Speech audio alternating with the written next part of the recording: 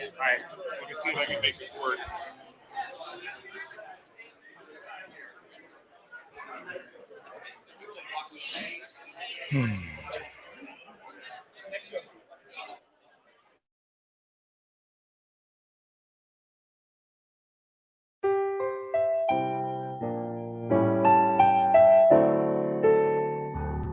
You're listening to the Back Home Network, presented by Home Field Apparel.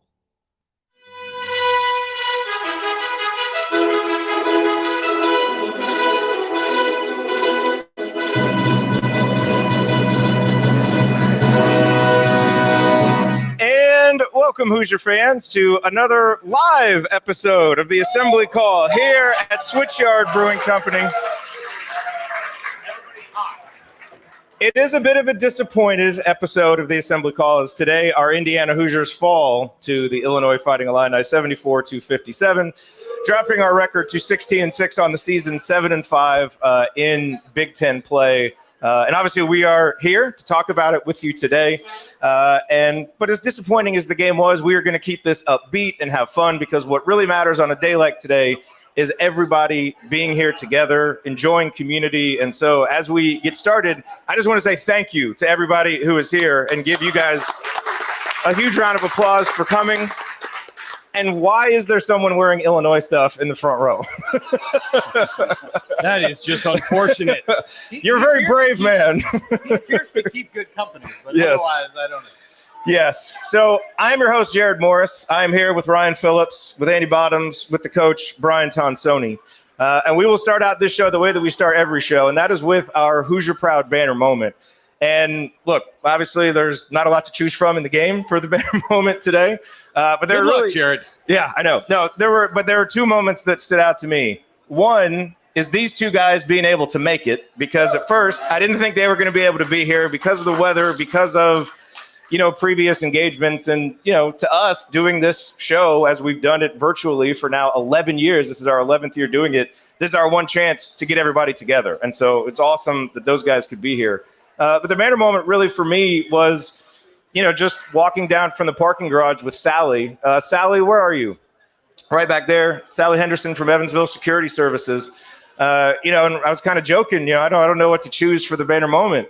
And she said, well, we've done this a lot together. And she's right, we have, as a community. Part of the reason why we started the Assembly Call was to be able to celebrate after victories, commiserate after losses, and that is what we're going to do today. So, to me, the banner moment is that Indiana basketball remains strong. Even though we have some performances like this, things are, going in a positive direction, and this is what makes Indiana basketball so great. And being able to get together, and the fan support, the energy that was in the building in the first half, it didn't carry over into the second half because we didn't have a whole lot to cheer for in the second half. But every time I come up here and wake up on a game day, I'm reminded that there's just something special about Bloomington, Indiana on a basketball game day, and I certainly felt that today.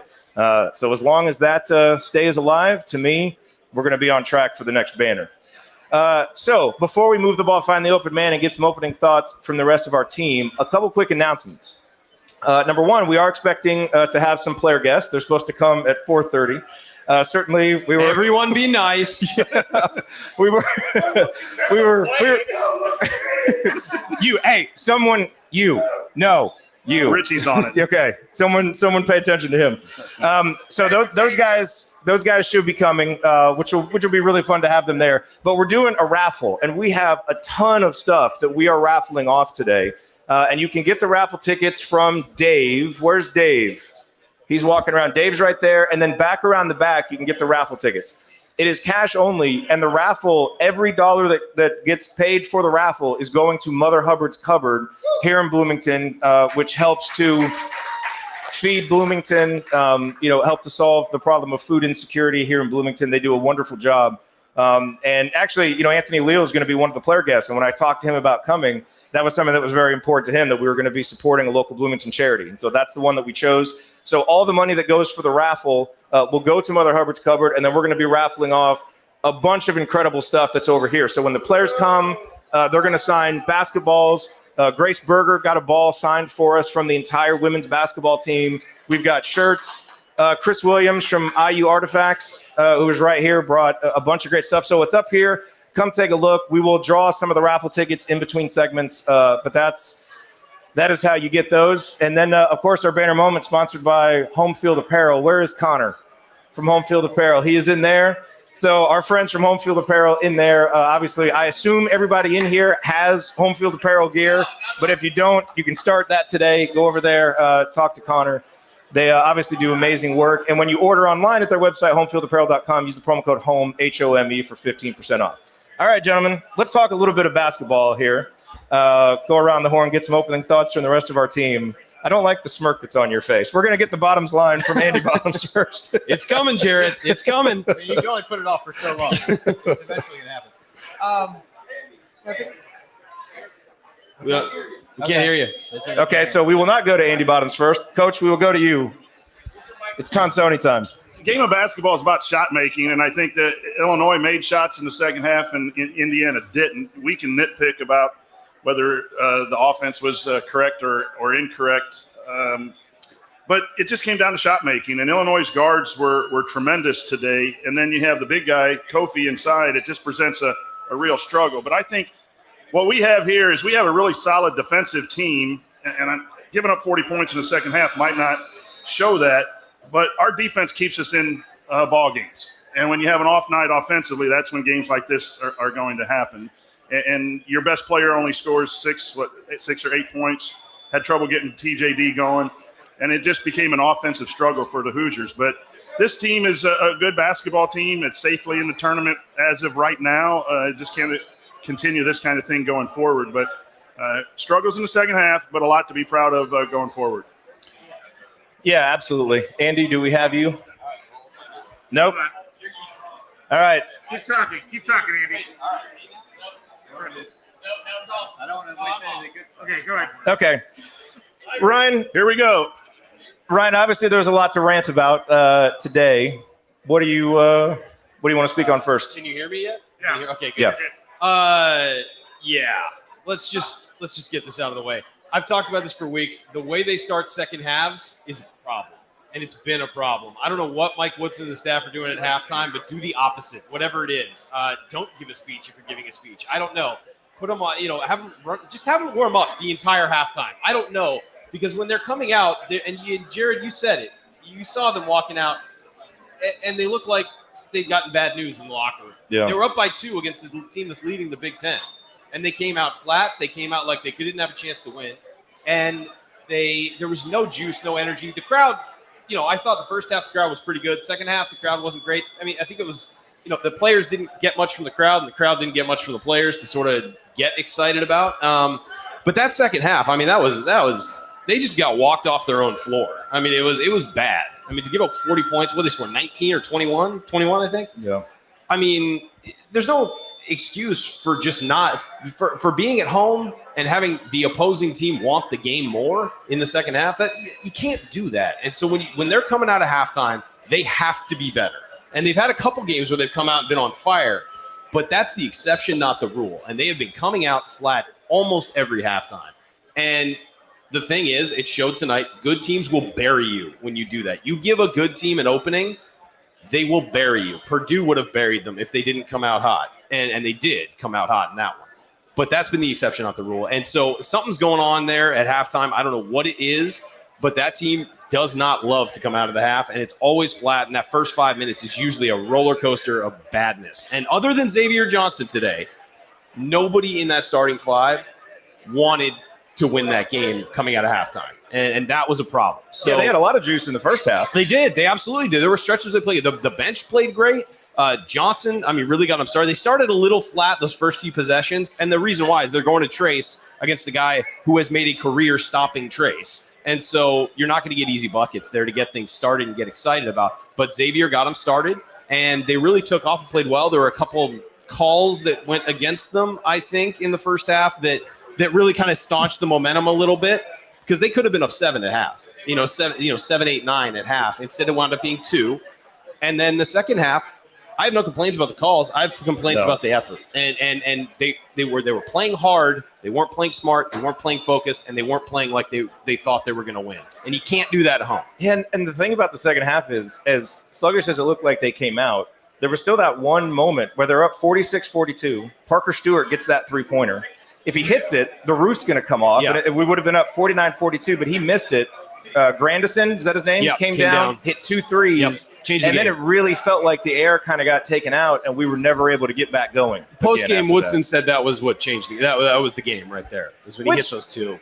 I mean, it was a big moment, but it shouldn't deflate the entire balloon. No, You know, and, that's the thing. and look, Illinois is a terrible matchup for Indiana because Yes. they can't stop Kofi. I mean, Michael Durr did a great job trying today, but Kofi they can't stop. They cannot use their best player in the post. I mean, Trace just can't do it. I mean, he cannot beat Kofi Coburn. He is. I hope that that turns around and he does at some point, but he can't beat Kofi Coburn. And so you've got to build your offense around something else. And when Trace was out of the game was when they ran their best offense in the first half. And so it's a terrible matchup because you've got to help on Kofi because they don't have a natural matchup to stop him that can play 30 minutes.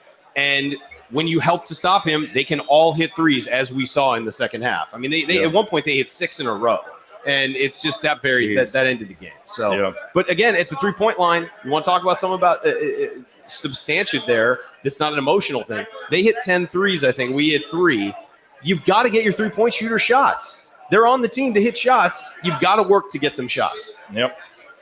All right, Andy, do we have you? All right, we'll see. Yes. Okay. All right, your bottom's line. That's really felt like a lot of buildup for this, so it better be good, I guess. Better be good. No, I just thought, and as we were sitting here watching the game, the biggest stretch for me was the second half where they just couldn't, and it was right around the time of that Parker Stewart 3 that you talked about. But IU gets up 44-40, immediately gives up a layup on the other end after a Trace basket, but then they get 3 straight stops and 3 straight possessions end in Trace Jackson Davis turnovers, the first 2 of which came against the backup big guy for Illinois, whose name I have not even bothered to know at this point.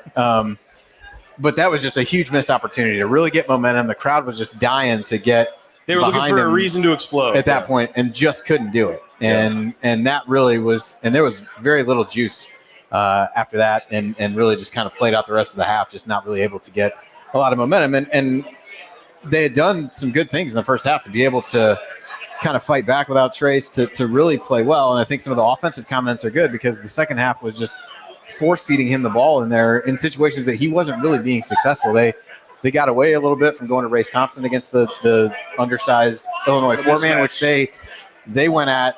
We talked about that a little bit on the show the other night, and they went at that pretty hard early on, and then kind of got away from it. And I get that you want to ride the All-American and do that, but at a certain point, the feel for the game suggests that's not working, and trying to figure something else out. And it just continues to be, not to beat a dead horse on the substitution stuff, but it was at least 9 minutes into the second half before anybody subbed, and it's not like that. And it's not like that team was really playing well. And Kopp takes 0 shots for the game. Stewart played well in the first half. Had a couple. Both the threes he took in the second half were good looks. Should've gone line.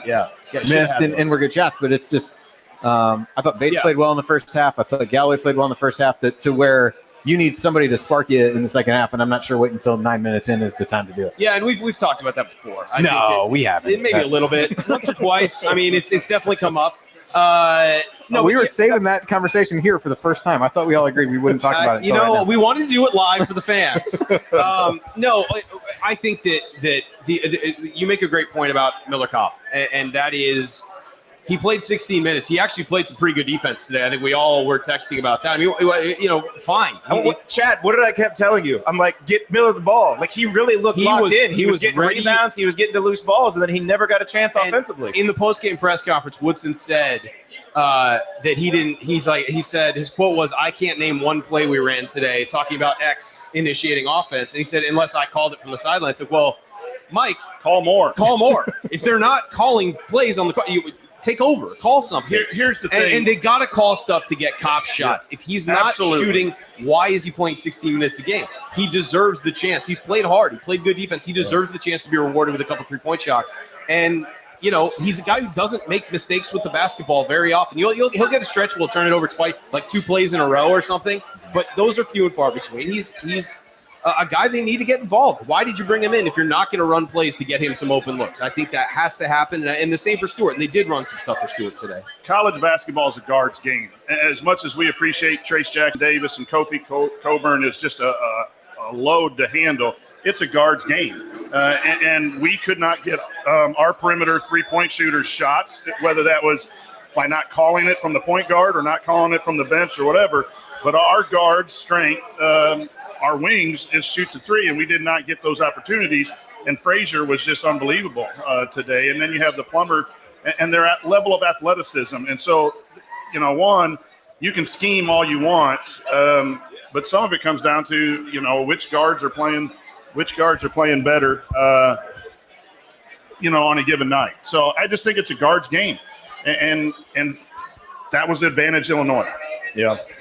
Okay, real quick. So the raffle, we'll do the first drawing at the end of our first segment. So if you haven't gotten tickets yet, go do that. And also, Brad from Superior Insulators, one of our other sponsors, is here. And so if you're here for the Assembly Call event, go around the corner because Brad has a special little treat for folks who are here from the Assembly Call. So make sure that you do that. Okay, let's talk about a lot of negatives. Let's talk about some positives that we take from this. I know there aren't many, but I thought one positive to take from the first half, and you mentioned it, was Tamar and Trey creating in the half court. Yep. Because it's something that, when you have Miller, when you have Parker out there, they're there to shoot, they're catch and shoot guys, but you don't get a lot of playmaking from the wings. And I thought when Trey and Tamar, Tamar especially, who's really been struggling, I thought he looked really confident today. That's been ramping the Illinois up. coach on the sideline got him going. Yeah. If you notice that, the Illinois was assistant coach ridiculous. was saying he can't shoot or something, and then Tamar, every time he hit, was talking. He stared and him got down. into it a few times. They did that to Xavier too. Same Yeah. thing. No, Tamar, what I like to see there is he didn't just fire threes. He was looking to create something. Now, Yeah. I think if Kofi Gilbert wasn't there, he might have taken it all the way to the hoop. But he had a couple pull-ups, and he was drawing fouls. And that aggressiveness will work for them in their favor, and it'll work in his favor because he's a guy who definitely, when he feels like he's involved, he's way more into the game. And not just drifting on the perimeter, but attacking and he being got able to play do with things. Trace Jackson Davis and Race, too, which He did. opens up some opportunities. He was the for last him on bench the guy wing. in. Yeah. He was the last of the bench guys in too. Usually he's one of the first, and so he got in just as the starters were starting to come back in a little bit. And I thought he played really well. Certainly the first half. He didn't play much in the second half, but I thought he played really well in the first half. And I thought that the instinct to attack and of course to pull up because he couldn't get to the rim with Coburn in there was the right one. And he's getting fouled from behind. The teams know that he's aggressive, that he can attack, and so they're overplaying him a little bit. And they need to, he needs to do that more. And we've seen sort of a progressive, him becoming more and more confident over the last few weeks. It kind of all went away with the Notre Dame game. Yeah. And it took him a while to kind of get back into the game. We've seen him sort of slowly come in. Even when he hasn't been scoring, he's been better on defense. And he's been, he's at least looked like he's willing to attack. I was talking last night with Josh over here from the Hoosier Ticket Project, and the pull-up 2 game is gone. And if you score at the rim and score at 3, you're going to win. Well, what did Illinois do? They scored at the rim and they scored at 3. And yes, I think those moves that Tamar made were excellent.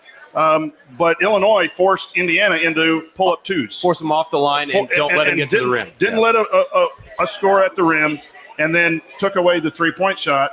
And we were not able to do that on their end. Yeah. And so they were shooting threes, and they were getting points at the rim, and that's the difference in the ballgame. So, look, the bottom line from this loss is, you win this. It's a huge opportunity to get yourself in the conversation for a Big Ten title, frankly. Not that it would have been likely, but now you're in the mix. So Indiana is not that. We're kind of where we thought we would be, somewhere between 5th and 7th in the conference. But I guess the big question for you two, for the bracketology boys, is how damaging is a loss like this? Because Indiana's been kind of building up the resume. That's the other big goal for this season is make it back to the NCAA tournament. What does a loss like this do for that? It's just a missed opportunity as much as anything. It doesn't hurt you. It's a quad 1 loss. It's highly unlikely to become anything other than that. But it does put a little bit more pressure on some of the other games that you feel like you're supposed to win and different things like that. But in and of itself, it doesn't kill you, but it's a missed opportunity as much as anything. Yeah, Indiana, for most of us, I think, was at a 7 seed coming in, and a loss to a top 15 team is not going to automatically drop them down to a 9 seed. plus the other teams that are in the 8, 9, 10 range have all struggled as well. And so, go to Andy's side inside the hall if you want to check out our side at Delphi Bracketology. Root for the teams that are beneath us to lose. And then it cushions on games like this that you got to, if Indiana's moving down, you got to replace them with someone else, and it's probably not happening. Yep. Okay, so one other thing that I want to remind you all about, and you probably know this, but for those of you who are here for the event, 15% of all the food that you order is also going to Mother Hubbard. So the food that you order, the raffle tickets that you buy, all going to support Mother Hubbard's. And speaking of the raffle, let's raffle off a couple of items here. Jay, do you want to pick the first item that we're going to raffle off? No, he doesn't get to win. That's a mediocre response. I'm making a choice not to listen to you. So. No, so the raffle tickets, again, you get them from Dave or you get them around the corner. Yes. So let's, Brian. Yes, sir. Why don't you go grab an item? Go grab an item. And we can raffle them off. Who has the tickets? I'm going to grab an item, then I'm going to grab a beer because I need one from this. There's still people buying them? Okay, so let's let some people buy them. Let's let some people buy them. Jared, I'm going to go get a drink while you guys do this because I need it after that. What, are we raffling this hat off? That's nice. It's really nice. Okay, so let's talk while we're waiting. Let's talk meaningful moments. I think we talked about one of the big ones, which was that second half where Parker Stewart misses that three. Maybe that changes things a little bit. Maybe that gives you some juice. Maybe that gets you going. Maybe it doesn't change anything. I don't know. The thing for me, that the moment that really stood out at the end of the first half that I thought was going to kind of help propel us, you'll recall this. It was 30-28. We come out of the timeout. We play great defense and force that shot clock violation. And then we come down on the other end. Race just sets an incredible screen to free, I think, X up for a bucket, puts us up 32-28. And, and then a little bit later, I think, X has that three-pointer that he misses. He hustles and gets the rebound. I think that to me is what was so frustrating is there were a lot of tough hustle plays at the end of the first half. And then you juxtapose that with what you see in the second half, and it just kind of doesn't compute, because it felt like a different team almost. And if they carry that over into the second half, this could be a different game. But that stuff just got left there. I'll go back to that. Sometimes it's not that they don't want to win. It's just that the other team makes a lot of shots and you don't make a lot of shots, and that's demoralizing a little bit. Sure. So Illinois did a good job of adjusting at halftime. They were running some, we call it Ricky screens, where you come off a ball screen, you immediately go back and use it again. And then they were replacing on the backside, which messed up the tag. That's when Granderson hit the threes. So that's not Race not wanting to play hard or not into the game. Sure. That's just Race covering the ball screen action. And then they adjusted in how they did that. They ran some flare screens too, some double ball screen action that was difficult. So to me, the second half was about Illinois' execution and Indiana's lack of offensive execution. If there was one place where I thought the focus was, and that's just Trace Jackson Davis. I didn't think he was as focused as you need your superstar to be, but I thought Xavier was fantastic today. I love the way he competes. I thought Parker Stewart was really solid today. So there's some takeaways that are positive, but I just thought when they come out, and at that point, not the point you talked about in the first half, but when Parker misses that to go up 7, and then they hit a shot, and they come down and take the lead. And once they took the lead, I thought we kind of stumbled backwards a little bit, and more in our execution than in our effort. Well, and you bring up a good point. It's not effort. I don't think it's that we didn't play hard. I think Illinois looked like a team that was very sure of what they were doing offensively. Absolutely, and we agree. looked like a team that at times was not sure. There was one time we came out of the timeout, and we come out of a timeout, and one of the players, says to his teammate, "Wait, we have the ball." So it's like, it just felt like, and obviously, Trace goes out, and so your first option offensively isn't there. We just played unsure, and when you're kind of playing unsure, sometimes you're moving a little bit slower. I don't think that they didn't come to play to win or, didn't play hard. And that's execution. Yes. If you're not sure what you're doing, you're not executing well. And Illinois, veteran team, knew what they wanted to do, and they just did it better. And that's where it's concerning what Ryan said about the post game. Coach Woodson has his philosophy. He lets his offense go through the point guard. Well, at times when it's not working, you might need to call something else. And again, I'm not there at practice to know all that stuff, but that is concerning where one team just ran good stuff all second half. And Indiana didn't have good stuff, at least from the execution standpoint. I mean, Illinois, no matter, even when they got down in the first half, and I think that was something Jay and I talked about after he got here, was I use up 2 at the half, and you feel kind of good to be up 2 at the half, but you probably ultimately felt like you should have been up more. And Illinois just didn't blink. They got down 7, 8, 9, whatever it was, and they didn't really change what they were doing. I mean, they made adjustments like Coach talked about, but in terms of like what they set out to do at the beginning of the game, they just kept going back to it over and over again. And I think it speaks a little bit to the confidence that they have in what they're doing and their players and everything else. And I think they felt like they had certain advantages that if we go to these enough, it's going to pay off. And they missed some shots in the first half that they made in the second. But it wasn't like they weren't getting good quality shots in the first half. Some of the threes just didn't go in. And they started going in the second half, and yes, they made some adjustments. But I think did this to you feel a little bit, because we've talked about, obviously Coach Woodson is coming from an NBA background, and he's trying to meld some of these NBA philosophies with the college game, and this felt like a game where we saw some of those growing pains in a sense. Playing through the point guard without doing more. I thought, at the end of the game there, the last 4 or 5 minutes, it almost felt like some of the decisions were calling off the dogs, like you do in an NBA game, when your team doesn't quite have it. And yet in college, like we've seen, you make a couple threes, the other team gets rattled, you make those comebacks. And it really felt with some of the lineup choices and lack of urgency on offense, it's not typically what you see from a team with 5 minutes left down 12. I will be short. I was very disappointed in the decisions the last 4.5 minutes, because we've all seen it happen against Indiana. It's a 12-point game. You hit a couple threes, you foul. And to have Xavier Johnson, your warrior, not out there the last 4:30. I'm trying to be positive, but that to me was shocking. On our home court, where we're talking about our home court, that's a decision that I just have trouble with. We can't hear you. This is awesome. His mic isn't working. Who did that? It's better now. It's better. That was momentary. No, keep clapping. Woodson was asked about that in the postgame, and he said they just weren't playing well. That's why I took them all out. And they said, "Well, what about Xavier? He was playing well." You can make the same argument for the first 9 minutes of the second half. Yeah, I mean, that's one thing Chad and I were talking about. It's like it almost feels like he's trying to make a point right now. And he got asked, "Were you sending a message?" Didn't make sense. He said, "Were you sending a message?" And he said, "No, they just weren't playing well." Maybe he was sending a message, but it was a little bit of a contentious press conference. I'll say that. Yeah, a little bit. There was a point where he told somebody he wouldn't answer the question, and was it just a coach who was frustrated after a loss? I don't think it was like it wasn't lashing out. It was not me. We coaches don't like us press. And I'm on both sides of it, right?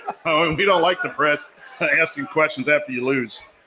No, look, I think that some of the decisions were questionable. We've seen that this year. I mean, some of the in-game coaching and decisions have been questionable. He's also in his first year of college basketball, and I've said often, we've talked about it, I think the difference between the NBA and college basketball is the difference between baseball and softball. The rules are different. Types of players you have are different. The things you can and can't do on the floor are different. The NBA, there are restrictions about how you can play defense, all of that stuff. And so it's a different game, and I think there is an adjustment period. A lot of NBA guys come to college and do not succeed because they're used to one thing. They're used to offenses where you have guys that are so athletic they can go do whatever they want. You come to college, you might have one of those guys instead of a team of those guys. And so there is this sort of disconnect between the two games, and it's going to take him time. It was never not going to take Mike Woodson time to adjust. When I've been disappointed because I think this team has a lot more potential than it has shown at some points. It's a lot more talented than we gave it credit for at the beginning of the year, and we've seen that on the court this year. Yeah. Okay, so we're going to take a little break here. We're going to do the raffle. Before we do that, though, there's a couple of people that I want to shout out. First, I want to shout out Jeremy Gray, who's over here. I don't know if he wants me to do this, but we're going to shout out Jeremy Gray, who I thought – Thank you. Great job tonight. In a tough position today, replacing a legend, and did an incredible job. I thought you did a wonderful job. I love that doing the PA. Jeremy, the sophomore shout out was fantastic. Way to go, buddy. That was crowbarred that in there. I loved it. Excellent job. So two other people that I want to shout out. Obviously, our women's basketball team is having an incredible season, and one of the things that we're trying, give it up for the women's basketball team. And they play Purdue tomorrow. If you're going to be around, I wanted to go to that game. Unfortunately, I have to take an earlier flight home, so I can't go. But if you can be at that game tomorrow, definitely try and be there because our women's team is incredible. It's so much fun watching them play. And it's always fun watching Purdue lose. Yes. But one of the things we really want to try and do with the Back Home Network, which is the new network that we've put together with us and with Galen, with Tony Adranya, is try to give more coverage of the great IU teams that deserve it. And one of the great shows that we've added this year is called Doing the Work. And so I want to recognize Kathy Amos and Coach Jeff Marlowe over there. Stand up. They are hosting Doing the Work, which right now you can hear in our podcast feed. Those shows are in our the Assembly Call podcast feed. Eventually, we're going to get them their own, but they're doing a great job with it. So I highly recommend that. And, I forgot to mention our meaningful moment today is brought to you by our friends at the Hoosier Ticket Project. Where is Josh from Hoosier Ticket Project? He is over there. So is everybody here familiar with Hoosier Ticket Project and what they're doing? So it's really, if you're not, it's an incredible thing that they're doing, which is basically, serving as a way for fans who have not been able to get to football games and basketball games to get there, by allowing fans who do have tickets and can't come to games to donate them. And then folks who don't, have the means or the ability to get tickets, they match them up. Amanda is with Hoosier Ticket Project. Josh right there. Let's give them a round of applause. Because, these are the types of endeavors that, to me, make this fan base and this community special. I don't know how many fan bases have people doing what they're doing, and going out of their way to make sure, that other fans can get to the game. But they've gone through all the legal stuff they need to do now. So now, if you donate to them, it's tax deductible, all that stuff. So go talk to them, because if you ever have extra tickets or if you just want to donate to help other fans get to the game, they're doing a great job with it. And we obviously fully support what they are doing. Okay, it is time to raffle off some items. So, Ryan, Andy, Coach, why don't you guys all grab an item? Not the balls that we're waiting for the players. No, nothing we can keep, right? We're giving these away. Right. Yes, okay. Yeah. For you. All right. And then we will. Who has the ticket so that we can choose the ticket for the raffle? Let's see who has. Chad, you want to go see who has the tickets? And I did receive. Is that your mic? I believe Anthony, Christian, and Jordan are planning to attend, so they should be here. I think they're planning to come about 4:30. Okay. All right, so let's raffle off. Who has the Chad's going to get the tickets, right? Okay. So we are raffling off. This is a piece of old Branch McCracken Court, right? The old Assembly Hall floor, 76 to 95. Okay. Some good years in there. Some great years. Some great basketball. Okay, so Chad is telling us to stretch. I think we can do that. Oh, let's get a picture of this. There we go. Oh, so they got to tear them all apart. Okay. That's fine. We'll wait. Okay. So we'll wait until they've got those torn apart. I have not had a chance to look at a stat sheet. Are there any numbers that are worth pointing out today? 3-point shooting. Okay. Next question. Galen tells me none, so we're not going to worry about numbers. But let's look ahead. So what is coming up now for this Indiana team from a schedule perspective? Got at Northwestern, right? At Northwestern is the next one. What's after that? At Michigan State, home to Wisconsin. Yeah, Galen shared that he wagered on Nebraska today, which is really that's a bold move I'm not to sure wager on anyone's ever Nebraska. done. But yeah, Seemed like a good idea at the time. yeah. Next 4, 3 on the road at Northwestern, at Michigan State, home to Wisconsin, at Ohio State. Okay.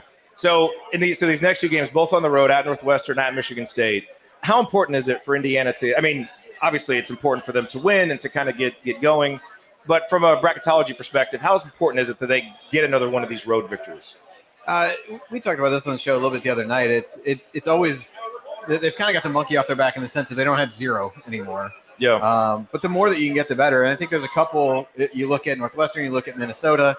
Those are maybe ones that you can get. You get to 4 road wins, you feel a lot better about things. So I would highly advise them to get the Northwestern game. One of these two. I don't think it's a disqualifier by any stretch. I think it's a quad 2. None of the road games left are anything other than quad 1 or quad 2. So I think that feels like the one of this stretch, at least of the next 2, that is the most gettable, and really the one of the next 3 road games. So if you figure, can you get that one? Can you get the one at home against Wisconsin? You go through this tough stretch 2-2. You feel fairly good coming down after that. Here's the oddity. you get beat by Northwestern, they move up to a quad 1 because they're at 77, 78 net right now. That's the weird They did part some work about on those their net arbitrary today by the way they with the things they're they did in probably Nebraska. So higher than 75, that arbitrary cutoff. So it'll be a nice win. It's always good. This team has been resilient too. When they've had their games at Penn State, when they've had their losses, they found it and have bounced back. And so I feel confident that they're going to get another road win or two before the season's over. yeah, the pattern has been lose and then win the next 2. So that would mean wins no losing streaks this year, right? Yeah. So far, no Yep. losing streaks. Yeah. Yep. And that's key. Look, today's loss is a bummer because 17-5 looks a heck of a lot better than 16-6. Just aesthetically, it looks better. But no, in the conference, you're looking at a much better situation if you pull this off today. And look, in the first half, they really had a chance to. I thought Illinois came in, and I mean, did you see how frustrated Kofi Coburn was in the first half? Yes. After every Excellent miss, defensive plan he in the is first half. yelling about something on every single play. Even when he got the foul call, he was yelling at and the himself. thing is, he had a point on some of those. course, the officiating in the first half was terrible on both sides. Yes. Like they were calling fouls that weren't fouls, and the ones that were fouls, they weren't calling them. It was really bad. That when they called Parker Stewart for that foul and that 3-point shot, I almost threw something. I was in the press area. You're not allowed to cheer, yell, or do anything. It was very difficult in that situation because But it was bad both ways. the in shooter first kicked half. his leg out. It's one of those. It's a point of emphasis they're supposed to look for, and he did exactly what they're supposed to look for, and he's like, nope, 3 shots. well, on replay, he traveled before he did. Yeah, Any well, of those I mean, things, but- that happened a lot. And Kofi loves to shuffle his feet whenever he gets the ball, but he's an All-American. They're not going to call it. So I was going to surprise you guys and ask Bo Borowski. I had Bo and his crew to come over for a beer afterwards, but I texted him after the game, and I just said, it's better you stay Yeah, away. there was a You lot, guys were there was really a lot of bad ill tonight. feelings toward him in here. I can speak to that. Yes. before anyone else I do arrives. have something positive to say about Bo, though. no, don't. No, I Don't do, that. because where Chad and I were sitting very close, you could hear everything the players were saying. X could have been teed up a couple times today. And Brad Bo, Underwood should have been Well, teed yes. up a few times today. But Bo showed some restraint when I thought he was getting ready to tee him up. So By we'll By at the way, least is say it me that or does positive Brad about it. Underwood's got a little Fran McCaffrey in him? I'm Yes. noticing that. Yeah, It's- but no. I Don't bring Coach, up Fran I today. said he's got some. I didn't say he's like I it. can't stand Fran McCaffrey. I know you I- can't. That's a Can- drop can right I, there. Can I say That's a bad drop. words here? Is anyone bothered by bad words? Like, I have this shit list of coaches. And Fran McCaffrey is the captain of my shit list on coaches. I just don't like Fran at all. They're children here, Coach. Oh, sorry. Yeah. My poop list. Sorry, Damon. Don't say that. But Brad, I bet we do have to refurbish the visiting locker room because I'm sure there's some paint missing from the halftime. Brad is known to be a hot-tempered person. I thought another positive today is, we haven't seen a lot of Michael Durr lately.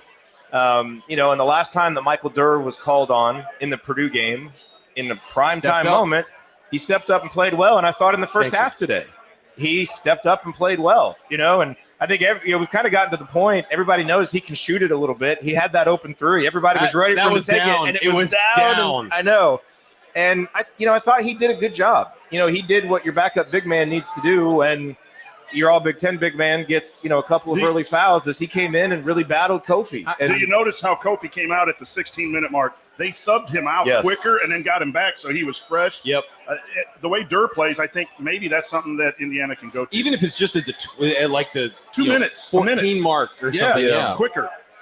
I thought Durr did a good job, and Race even toward the end of the first half did a really good job. They forced Coburn to catch the ball out so much further than what it was. I mean, there was and just so many times when Trace is on him. I mean, Trace's feet are already in the restricted area at the time he catches the ball, and at that point, it's over. And Race was, I'll say this, he got, there's some guys who shot some threes over Race today, and that was because he had to help so much for everybody else. And Coach texted this. Yeah. He had to help so much on Kofi, and on other guys getting screened and everything like that. They He had run to that help roll replace. Yeah, it's and called he had roll to, replace, and he had the tag. Yeah, he so had it's- the weak side tag, yeah. and his guy lifted.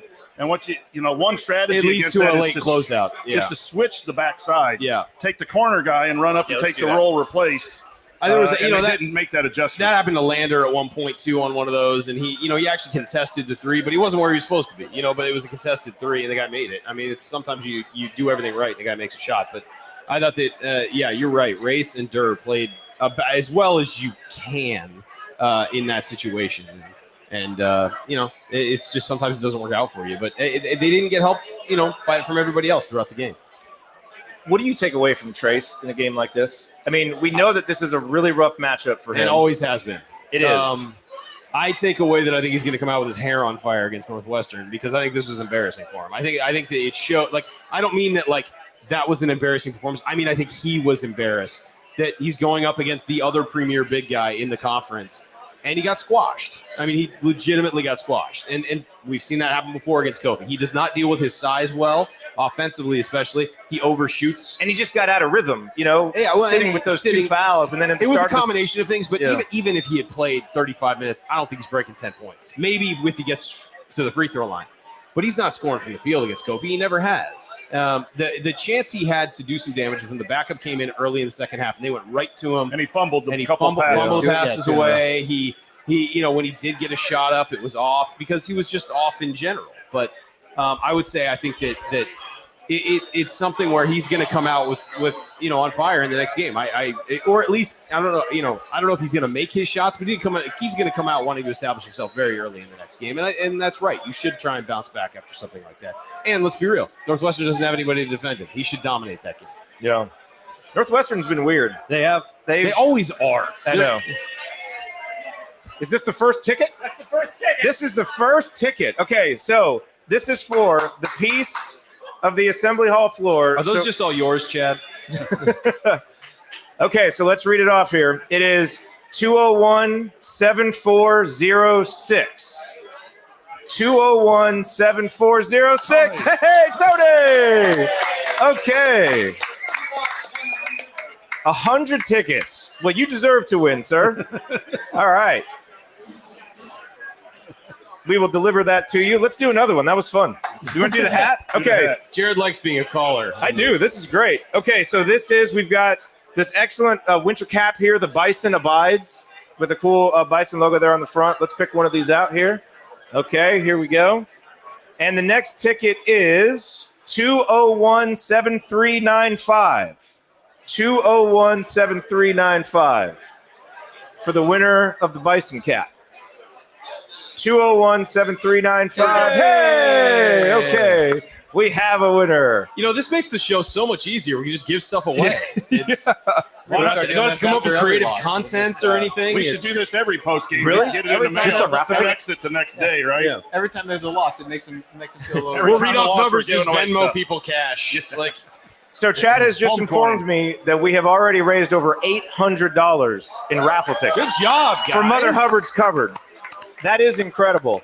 And so you might see we have some blank balls over there. When the players come, we're going to have them sign the balls, and then each will sign an individual one. They'll sign one as a group, and then we're going to raffle that off as well. Let's talk X. Let's talk X. I'm down to talk X. There are those players that when you watch them at first you get a little frustrated with them. You go back to the Notre Dame game, but Xavier Johnson is a warrior, and that is just something that'll help Indiana the next 8 games. His shot selection's much better. His defense and his physical play, I just love that. And I know it sounded like Coach was upset with maybe his play calls that he selected or something in the post game. But I tell you, I'm becoming a huge Xavier Johnson fan where I had some doubts early on, but you need that guy on the floor that'll just battle. And he doesn't let anything get him down. He's a street fighter. He is. And that's just something to be proud of wearing Indiana Hoosier uniform. Well, and I marked down in my notes, the second half we came out flat. And it felt like X's defense, where he was just getting all up in Trent Frazier and those two guys were going at it. It felt like that sparked us a little bit to the extent that we got sparked, I guess, in the second half. That was kind of, without a lot of fire. But I'll say this about X. Early in the season, he did a lot of silly things, and I think we all saw that.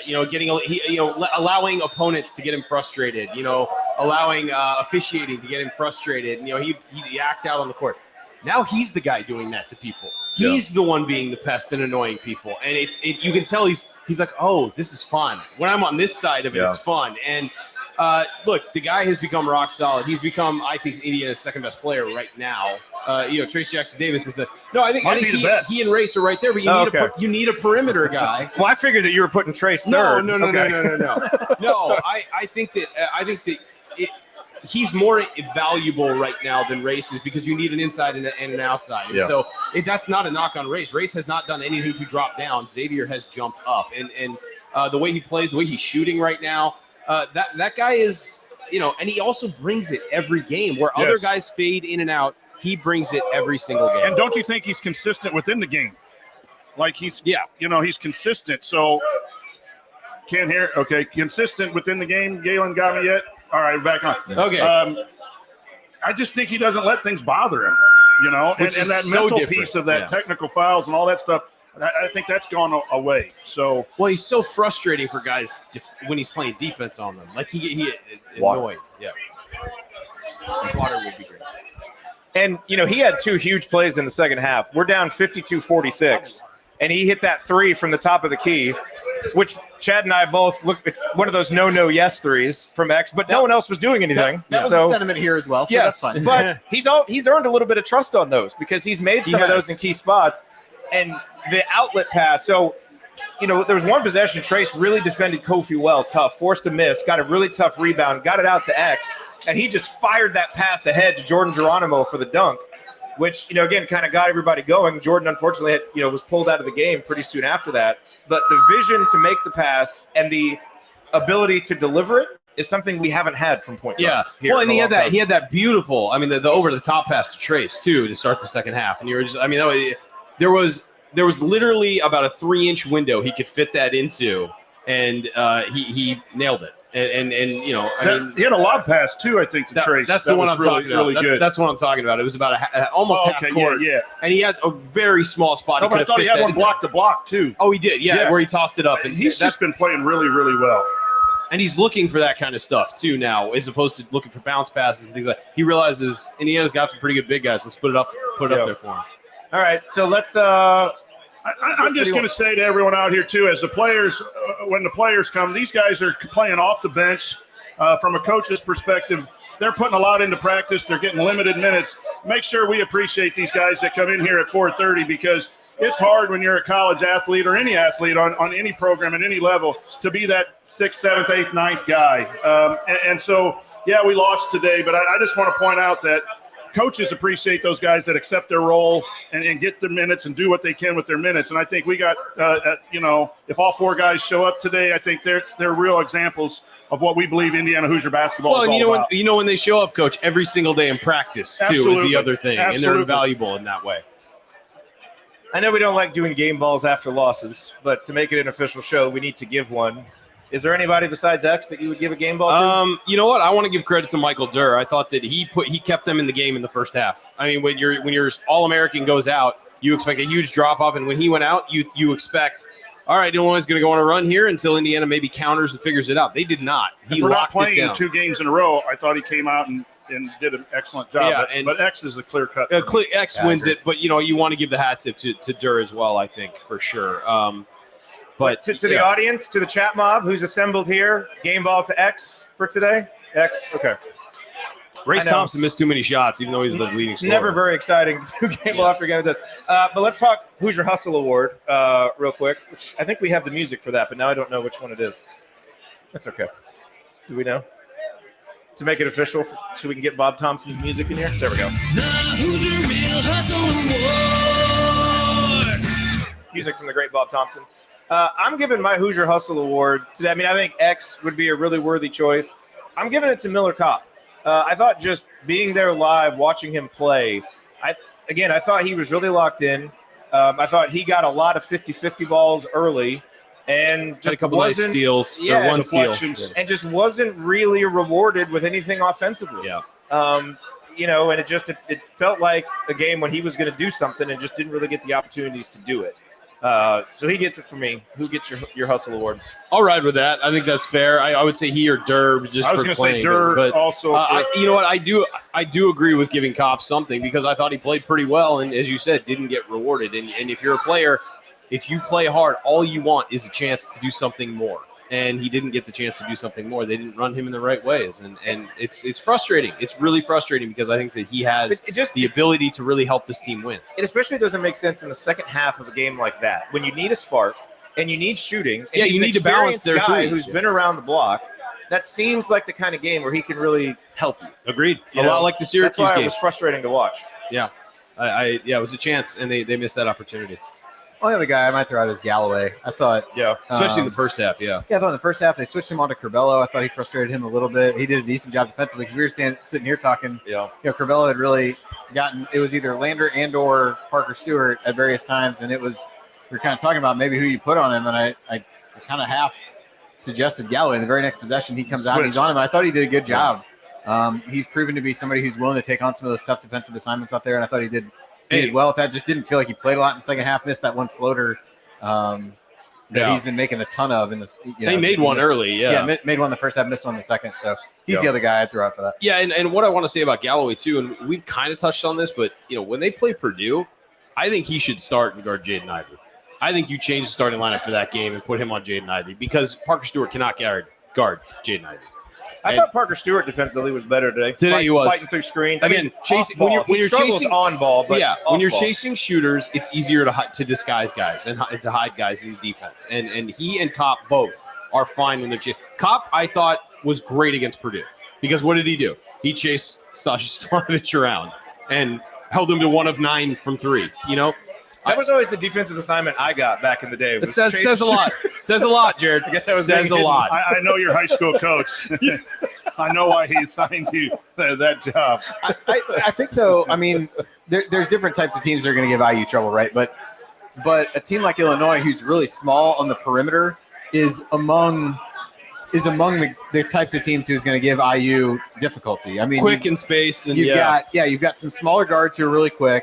IU really has X, who's your core main perimeter defender, and then the other guys, it just becomes a little bit tough to figure out what you do. You have other guys who really can't contain people off the bounce, and so if you're not going at them on the other end and trying to take advantage of and I thought they did that early. I mentioned that earlier with Race Thompson. Like, if you're not really going to try to find ways to take advantage of the fact that Kopp had a substantial size advantage on whoever they would have had guarding him. In some of those scenarios, it just felt like they didn't take advantage of that, and so their weaknesses were accentuated based on Illinois' personnel and the way that they played. The start that Parker Stewart had, and I know he missed some shots in the second. He got a couple shots. He got great That's the guy shots who in the second drives half up that the were crowd, right by on You line. got to keep going. When you get a hot shooter, find a way to run something and keep going and keep going and keep he going. basically and then that sat opens until up the second half, Yeah, and then- essentially. Even, it's so easy to second guess, but you're down 9 to 12, and then our 2 starting shooters are on the bench. At that time, there's a little desperation. You're going to need some threes to get back in the game, and that couples with what we talked about at the 4:30 mark. It was basically over today because of the decisions. But I'm a big Parker Stewart fan because that kind of shooting is just difficult to find. And at a guard's game, you've got to utilize that to maximize and take some pressure off of Race and Trace on the inside. Yeah, no, and he's he's got to guy, do a better job of utilizing that. As I said, he's the guy who feeds off that crowd too. When the crowd's ready to explode, Parker is ready to oblige, and he did that a couple times today. There was that one late that, if that had gone down, probably would have changed the game a little bit. But in general, he's a guy who, when the crowd is live, he's shown up and played well. And I will say that second half crowd was not the first half crowd. That I was texting you guys. I'm like, you can hear Everybody wanted to get in going. the middle The of officiating play. had something to do with I it, agree. though, too. I agree. It took the crowd out of it, but at the same time, like Illinois just kept hitting daggers. yeah, and there were a couple times where things got hot, and then boom, hit a 3 and shut everybody up. Yeah. It was a down crowd today, I would say. All right, so we're gonna do some more raffles here in a second, and we're gonna do some lingering questions. But we want to get some questions from the folks who are here. We don't have a microphone, but if you want to ask a question, come up here and you can tell it to us, and we'll repeat it.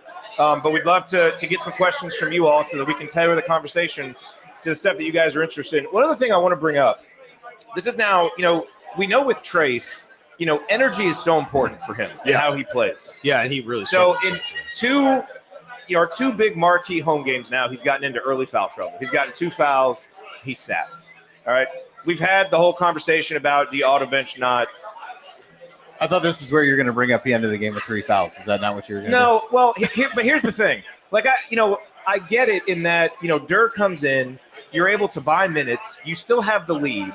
So I get why you want to keep the player. It kind of worked. It's kind of worked out for Woodson twice now, except for the fact that with Trace, who's so dependent on energy. Now in the Purdue game and the Illinois game, when he's come in the second half, he's been out of rhythm. Yep. He's been Both out times. of sync. He never got into So the game. when it happens that early in the first half, would it make more sense to try and get him 3 or 4 minutes somewhere? end of the half Yes, or you something? risk him getting the third foul, but as you said, sometimes you're just going to end with 3 fouls anyway, and especially for a guy where it's about energy, it just seems like he can't ever get back into the flow. Well, I would say, especially in a game where obviously when you're facing Coburn, you're at risk for getting that third foul immediately, because he's going to get, They were going to go to him right away. Exactly. So maybe in this game you do hold him a little bit longer, but in a game not like this, where he's not going up against the guy who may win Big Ten Player of the Year. Yeah, but we saw Race guard him fine. Yeah, it's true. So maybe you let Race but guard we him. know the way Trace plays, he's going to go for the block. They have more 4 often than guards play out zone. around Kofi. So now Yeah. you got Trace Sure. Jackson Davis out on a perimeter, and you got the second foul on a perimeter shooting the 3. Blocking I think, shot. I think get your chance all to of bring that. him- I'm just saying Trace's energy is so important I to the agree. team that when he doesn't have I get it, I get you have making to the move sacrifice today. something. I get making the move today, but in general, I agree with you. Maybe get him 3 minutes at the end of the half or something like that, because he's an All-American. They're going to protect him a little. Yeah, the officials are going to protect him a little. But I'll I'll go say back. this today. that This doesn't knowing apply. the results of him going against the backup big man from Illinois in the second half, I thought that was your chance to put him back in the first half. When they take Yes. Kofi off the floor, Okay, Yes. I would agree then, with that. then for maybe sure. you give yourself a chance because he's probably not going to foul. They're not going to give that guy the ball But in the post. But Officials you've are gotta- also not going to give that guy the benefit of the But doubt. you've also got to convert when you have chances to go against him, and he didn't do that in the second half. That's not to say he wouldn't have done it in the first, but you're also, really until the end of the half, were not a comfortable margin by any stretch, but you were up enough where you could kind of talk yourself into, well, we'll ride this out, and that's certainly what the case was in the Purdue game. I know there's a lot of weight on Trace Jackson Davis every night to be an All-American, but Trace is in charge of Trace's energy. As a coach, you can kind of do something, but if you're an All-American, you bring All-American energy. Yeah, every game. It's not the coach's fault. If anything, use your energy wisely not to foul the guy. You got one. You're valuable. Play smart. The guy hits a 2 or a 3. We go down on the other end. But he was actually over-energized early and fouled early. So, but you can tell he was looking forward to the matchup. When he came out, he wanted it right away. He was got to play with aggressive, some composure. but you got it. Yeah, rein that He in. did not especially play with though. composure, and then he let it affect him in the second Sure. half. And that's not that he's a bad kid, bad player, but in a big game, that's on Trace. Well, That's not on Woodson at all. I think the other thing they've done in those 2 games, they did it again today, is to your point about rhythm. He sat the whole first half, and then you want to go out in the second half and just force feed him the ball without really letting him get into any kind of there was flow in the no game. there was no flow. I think there's an argument to be made there of, do you do something different to really let him slowly get brought along? On the flip side, as Illinois did the very first possession, they're going to go out and try to ram it down his throat the very first possession, back him underneath the basket and do that. So you're inclined to say, well, I better get him the ball while I can because I don't know how long he's going to be out there. So there's arguments to be made on either side, but I also think that taking a guy who really hasn't been in the flow of the game and then reinserting him and saying right out of the chute, you're the focal point of the offense again, go get back in the flow when you sat the last 16 minutes of the first half and through halftime is a little bit of a difficult position too. Yeah. All right, let's wrap talking about that. Let's give some stuff away or something. Let's have some fun. We're going to give some stuff away, and we're going to answer some questions. So if you have questions, come up. But Okay. I just like seeing so many faces that I've seen at the tailgate in the fall. I looking out and I recognize a lot of people stopping by. So again, this day's for you as well. What are we giving I away for appreciate this all of one? you guys. We're giving away a T-shirt? T-shirt. Okay, we are giving away a T-shirt. It is 201-7941. 201-7941. Anybody? Do we have a winner? 201-7941. Anybody? Going once. Going twice. No. 201-7941 to those in the back if you can't hear. Hey, okay. To the gentleman in the white hat. All right, now, where's Kathy? Kathy's right over here. Yep. Kathy and Jeff are going to come pick the next one because we're going to raffle off the women's basketball. Okay. Did you just buy some? Okay, so we got, and by the way, I want to shout out to Grace Berger, who, by the way, a round of applause to Coach Marlowe for the Grace Berger show that he's been hosting, which has really been terrific and given us some great insight on a historic season for our women's basketball team. And so we coordinated with Grace, and big ups to Chris Williams for helping to make this happen.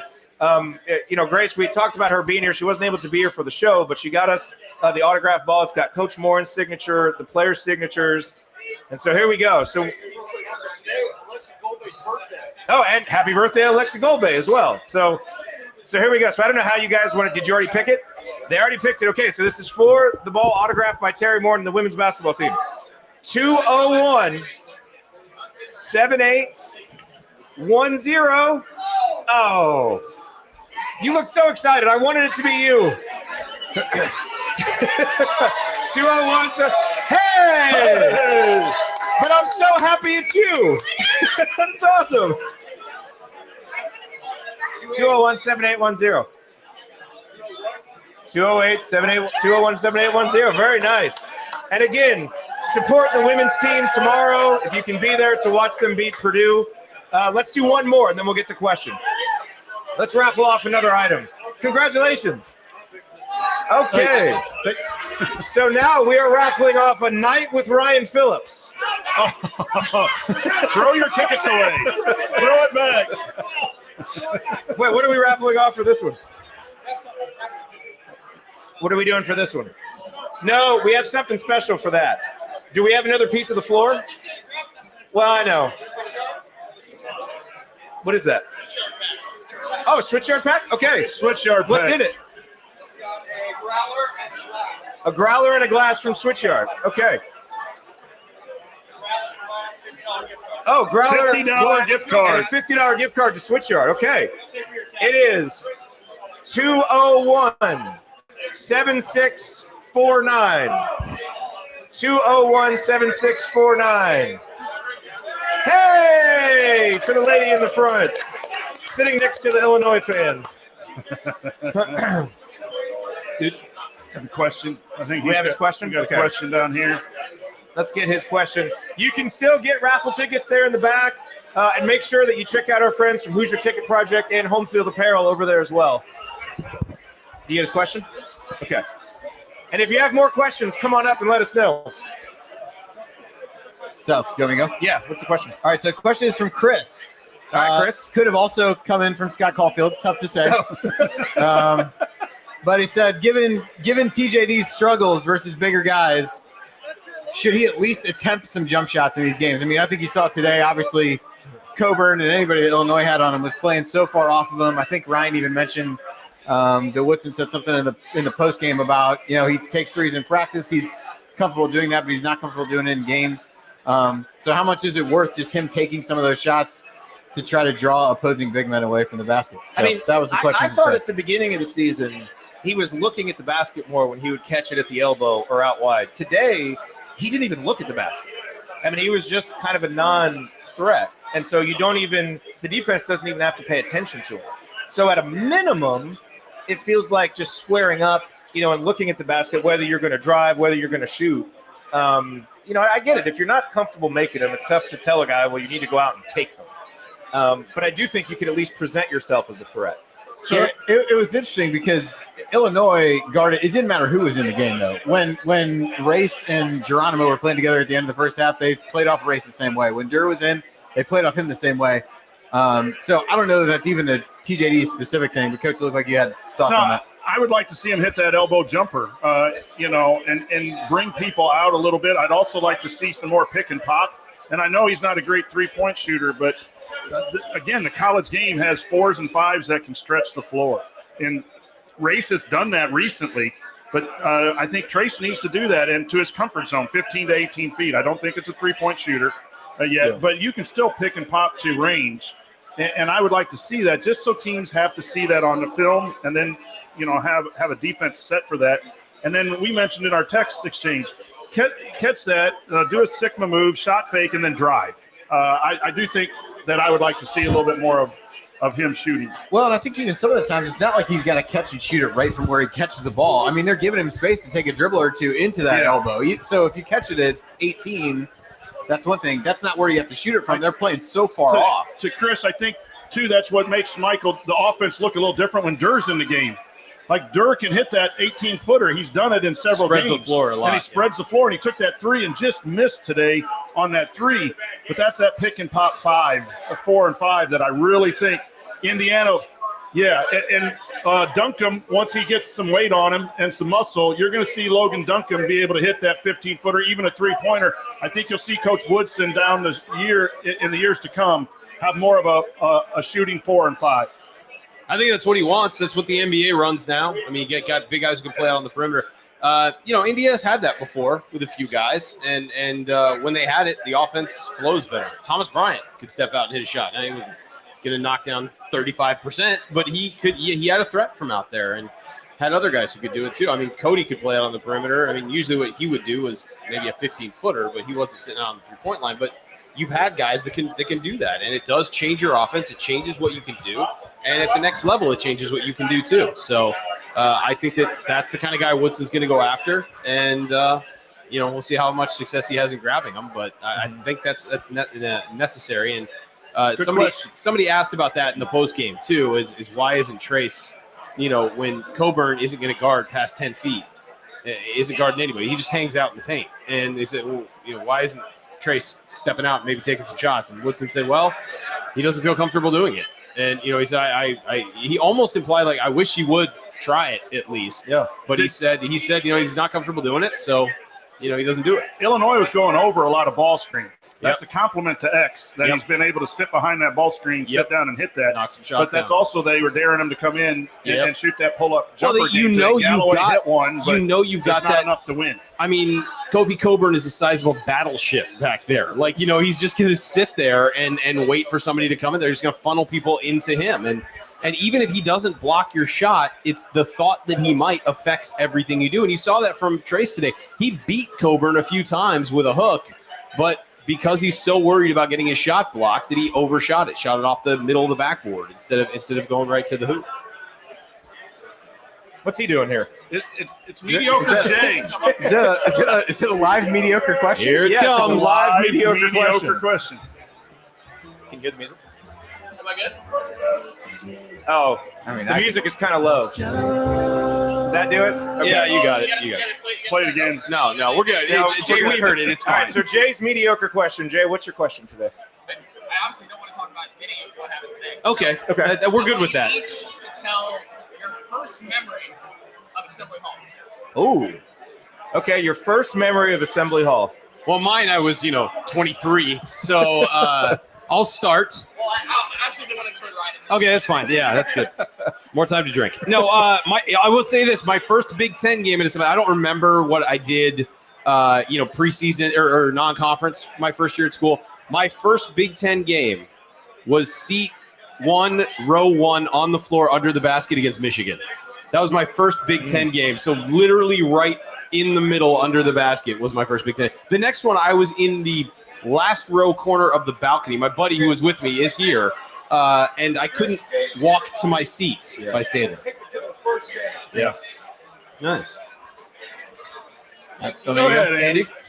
I couldn't quite remember the year because Chris had asked me to do this a couple years ago, and I narrowed it down to 2, and he ended up giving me ticket subs for both.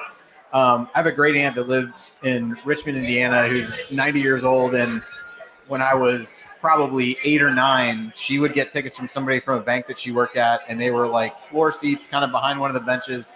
And so we went. I know we saw Illinois and Michigan at various points in like the 87, 88 range. Yeah. And so it was one of those. That's the first game that I remember going to. Obviously, a lot of good memories in school, and a really good memory, even a more recent one of being able to take my kids for the first time, even though that, like today, ended in a loss. But even going, like, I took my dad for the first time he'd been in a while, and it was when Yogi broke the assist record, and we just had an awesome time going and doing that. So probably too many to name just one, but the first one is one of those ones against those old, like, Michigan and Illinois teams, which were good games. We were talking about that here earlier about just what, like, the rivalry that Illinois and IU has been over the course of time, and it was Kind of died for a while there, and then has sort of come back and gone in and out. yeah.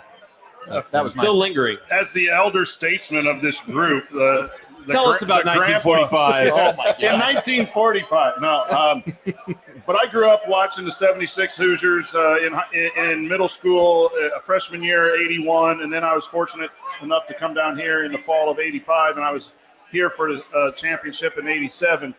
But watching that, and Martha the Mop Lady has been a crush of mine ever since I was like 7. To this day, it's unrequited love. It is absolutely a beautiful romance with Martha the Mop Lady. When that would come on the TV, I was just mesmerized. But my freshman year, that first game, I had not been in Assembly Hall. And then walking down from Right Quad across from the library and walking in and then hearing the band play, it just sends chills. But I'm so old enough, I don't know who it was against. I think Chris and I have tried to figure it out. It might have been Kansas State back a non-conference game. But there's so many great memories of walking in that building and watching Indiana basketball. But it was awesome, that first trip down, and I'll never forget that. They're showing the Purdue-Michigan game up here, and they just flashed up on the screen Purdue's Final Four teams. And all they had to do was a split screen. There's only been 2 of them. That amused me. They hang banners for that in West Lafayette. Yeah. My first memory, I started going to games in the late 80s. My dad was a coach under Bill Mallory, and so You never brought that up before. Yeah, the coaches got really good seats. And my mom went with him at first. But there was a game where Bob Knight really got on Delray Brooks, and I think he grabbed Delray Brooks' jersey. And my mom said she would never go to a game again. Wow. She was not a Bob Knight fan. But her loss was my game, because then I got to start going to games. And I know I saw games before this, but while we're commiserating about losses to Illinois, the first actual memory where I can really remember is when Nick Anderson hit the shot. What are you? Because Why? It's a shot. We don't refer to it as the shot but in Bloomington. It left a mark when you're a young kid, and Jay Edwards' heroics sometimes get forgotten. Yeah. Calvert Cheney is my favorite all-time player. Jay Edwards was my first IU basketball He's hero. the first one you fell in love with. He was amazing. So going to games and watching him play, it was incredible. Good question, Jay. No, don't say that. It was a mediocre question. That was a good question. There's a question That was that's totally Get mediocre. his question, Ryan. question that lets you bring up a terrible memory for many of us.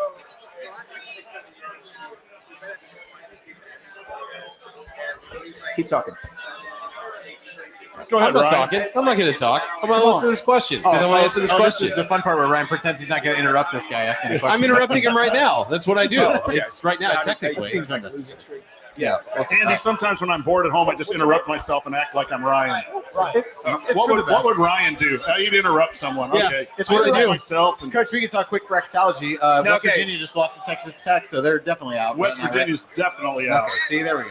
Okay. We'll do his first, and then we'll ask do. the question, get hers, and then Yeah, we only have this- the capacity to remember one question at a time. So We're not that smart to remember more than one. So the question was from Ryan, and he said, in recent years, we've seen this Indiana team around this time of year, it kind of start to unravel. And one loss will turn into 2, and 2 will turn into 3. We obviously saw it last year. We remember what happened in Archie Miller's second let's be year. fair, the schedule's coming up is tough. Right. So his question is Really basically, great follow-up to the Nick Anderson shot. That you want to recount the last few years? well, it's just drink Ask the up and let's question. get all the bad memories out of the way right now.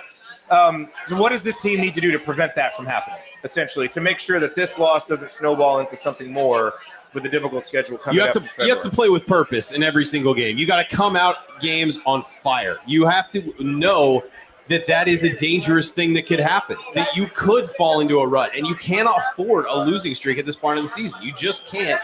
You need to be able to staunch the bleeding of those losses. Ryan, I'll say that we need better offensive execution, whether that's by obvious, the players or whether that's a coaching staff making play calls. This was an offensive loss from my vantage point. We play our rear ends off defensively. I know we gave up some points late, but credit Illinois for some shot making. The one thing I'll say to give you a little bit of pause where I finally have gotten to some comfort with this team is when you guard, you're going to win games. If we go on a losing streak here like we have in the past, it's more because of the offense. But this team really guards, and Woody gets them to come back. So I feel pretty confident that we're not going to go on a 4 or 5 game losing streak. We may lose a couple, maybe 3, but at some point, he has a way of getting these guys to play and bounce back a little quicker than previous coaching staffs. Yeah, I would. Great question. I would echo what Coach said, just from an offensive standpoint. Like, that's where they got to get stuff figured out. I mean, we can, get with 34 points in the first half. Everybody felt fine because you're up 2, you're doing okay. give up 40 in the second half. That's not dramatically different. No. And The there's a lot of difference is you just couldn't score. 21 points in the second half is just not You're acceptable. just not going to beat especially anybody. at home. If that happens on the road, you think, but at home you can't do that. You got to outplay the. Yeah, they just got to find some answers there, and I feel like a lot of that is the same stuff we've talked about so many times, just in terms of being able to run stuff and not be so dependent upon one or two guys just really go off, and how do you really have a cohesive plan? And I just felt like even coming out of timeouts today, there was too many times where there was one where they called one, and then it's like I think he was even Illinois called the timeout, but they came down. Geronimo, makes a pass, just kind of throws it away. There just wasn't an angle to do a high-low entry to that. It just didn't feel like even out of timeouts today they were able to get anything. All right, we got one more question, then we're going to give away some more stuff because we still have a lot of stuff to give away. But we got to get to Anna's question. Ahead on that. We will. So we'll take Anna.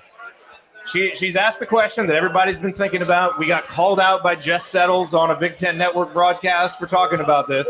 Anna wants to know if we should change the starting lineup. Well, whether we think he should change the starting lineup or not, he is very clearly not going to change the starting lineup, barring an injury. So yes, here's how you manage that. You Quick don't need to subs. finish with the same lineup you start with, and you don't need to have that same lineup in the together starting for 8 lineup minutes. never plays together again. Yeah. Like outside of the start of half. So it doesn't But matter. who he starts, and this is very clear with Mike Woodson. He starts veteran players who are respected by their teammates. Yes. It is not a situation where you start your 5 highest performing players at the moment. He doesn't play to matchups. He starts the 5 guys who are veteran and their teammates at their positions are the most respected. Miller Kopp, Parker Stewart, Xavier Johnson, Race Thompson, Trace Jackson. We all respect those guys. They all play very hard, and they do specific things that should help you score points. The lineup makes sense on paper. It makes sense on paper. It doesn't work great. But here's the thing. At the 4-minute timeout, if they start slow, he needs to bring in at least one sub, maybe quicker. 2. Yes, Bring in if they're like I was texting you guys today with the way that second half started. I said Trey Galloway needs to be in this game. Yeah. They need some energy. They're very flat. Bring in Trey. Maybe you bring in Geronimo or something and switch it up. Maybe take Trace out for a minute. Give him a second to think about it. Put Race in there at the 5 and put Geronimo in. Get some bounce. Get some energy. Get some guys who can do some things and mix it up. So it's not about the starting lineup. Everyone's obsessed with the starting lineup, and it happens every year. They're always like, well, should this guy be starting? Starting lineup doesn't matter. Who plays the most is what matters. Who finishes games is what really matters. And so, again, it's more about when do you get out of that group than do you change that group. When do you start mixing in new players? Yeah, I guess where I've come with this, it's like you look at the data and everything, and the data suggests that lineup shouldn't be playing as much together. But I think, what you said is right. Mike Woodson, he has shown that he's going to err on the side of veterans. And I think he's kind of building an ethos with the program of we're not going to panic. We're not going to overreact. We're going to kind of stick with the course. And I'm going to trust guys. And so in that sense, keeping the starting lineup how it is does make some sense. And now that it's gone on this long, might send the wrong message. Yes. And so I'm kind There's of a psychology fine with to it as well. Yeah, now I would like to see maybe it get used a little bit differently and get guys shots, but I'm starting to think that with how he's building the program, it kind of makes sense to keep it. I've kind of to the point where I've given up on the notion that whether I agree that that's good or bad, I'm kind of like Ryan. It's not going to happen. Where I agree with Ryan, much to my chagrin. Oh, here it comes. Is that Ryan is always right. Always. Well, let's not get ahead of ourselves. Time proves it so. But it's more getting out of it quicker. It just, again, today's game is a perfect example. I don't know when they subbed. There was a timeout at 10:53 left. So at a minimum, they played the first 9:07 where those guys were out there. And none of us would argue that the first half was going well in that stretch. And it just didn't make sense. And I think that's partly why X gets taken out at the end. I mean, I know he talked about Sarge's not playing well, whatever. Well, he's out there busting his ass for, 15 minutes before he gets any kind of break at all.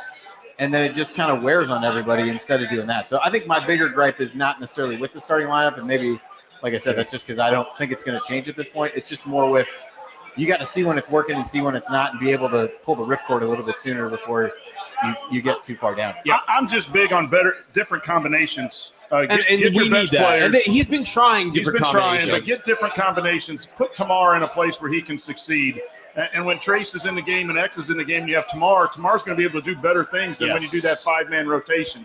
So it's more the starting lineup. I think it makes sense to go Galloway, but I do think the quicker subs and then rotate people in. Don't mass sub. Yeah, the line changes have kind of gone away, but he still winds up with the second unit all in together, which is fine if it's for 2 minutes. But it still ended up in the first half. That's still how it ended up. No, when you're ready to you move, can stretch it out over time. But you're still getting to the same endpoint. Yeah, exactly. Okay, so we're gonna get some stuff away. We'll get to your question. Yeah, get his question. I'm gonna pick something. The first thing that we want to do though, before we do a raffle ticket, so Joel, raise your hand, Joel. And where is Julie here? Okay, so Joel's wife, Julie, she knitted these incredible scarves over here. And so they're red and white scarf.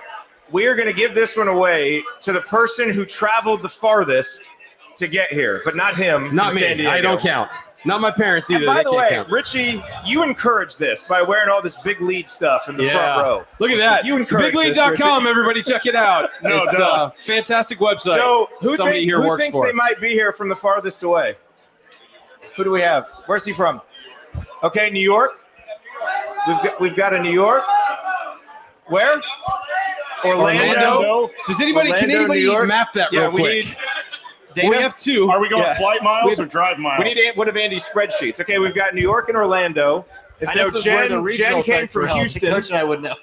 I got that flight aware thing on my laptop back at the 12th hotel. Street. Okay, we've got 12th Street.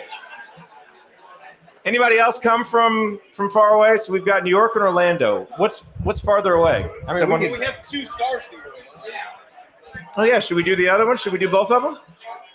I don't know what your plan was. You're the boss. Okay, I think that's a good idea. So so New York and Orlando.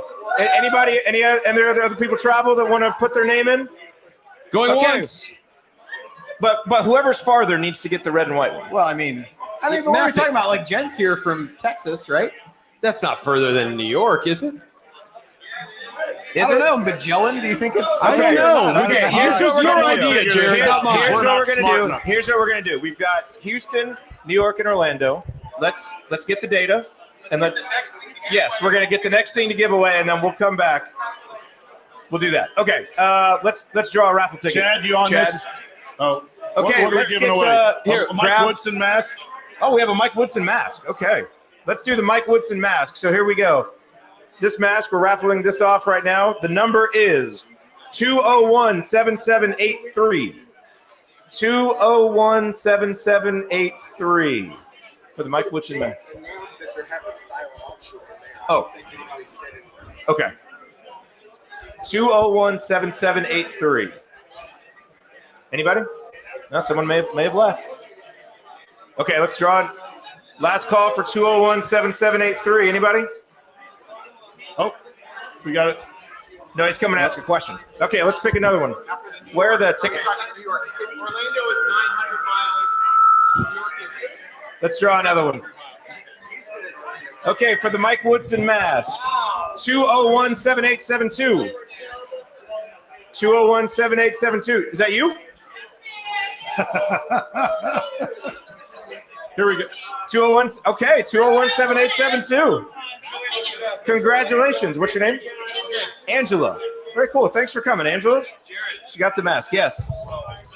Yes. We have a ruling. It's Orlando and then Houston. Orlando and then Houston. Okay, Orlando, come on down. Come on down, Orlando. And then Houston, come on down. It looks good. That's a valid question, Joel. We're not here. Wait, Joel said something valid? Yeah. If Hooperazzi said something valid, we all need to go buy lottery tickets. Yeah, so we're gonna do one more raffle. Yeah, we'll set the jewel off. Okay, we're gonna do one more raffle, and then our player guests are here. So let's do the T-shirt. 201-8058. 201-8058. 8058. 8058. Hand me those. 201-8058. Anybody going once? Going twice? No? Let's draw, Chad, let's draw another one. 201-8058. No? Okay. 201-8058. 201-7326. 201-7326. Oh, you're 5'8"? Okay. There we go. There's two of the shirts. Just give the other one to the other person. If they come up. If they come up. Okay. There you go. And what was the then other one? 201-7326. 7326. 7326. Anybody 7326?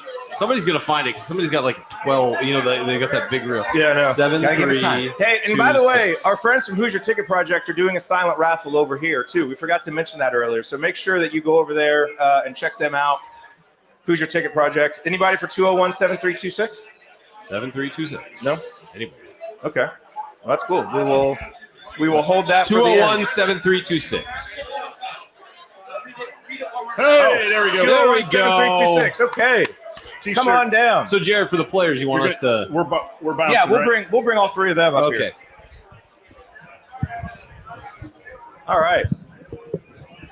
Very cool. So everybody, let's stand up and stretch. Stand up and stretch. Get a drink. Order some more food. You liked us, but you're here for one reason and one reason only, and they're coming. That's right. That's right. So our player guests are here. We're going to bring them up. I believe we have Anthony and Christian and Jordan here. Do you guys? Yeah, you can bring them in. I think they're over there. No, let's bring all three. Are there four? Okay, go find out. All right. By the way, big hand for the Switchyard crew for everything that they've done today. They've been incredible hosts. Incredible hosts for us. Galen, how are you doing? Fine. Yep, good. Very good. I'm fine, Jared. How are you doing? I'm doing great. Yeah? Galen highly recommends the pizza here. The by pizza's way, very everybody. good, I have to say. Every yes. time we ask him about pizza in Bloomington, Switchyard gets a... I don't steer people wrong when it comes to food. No, you don't. No, you don't.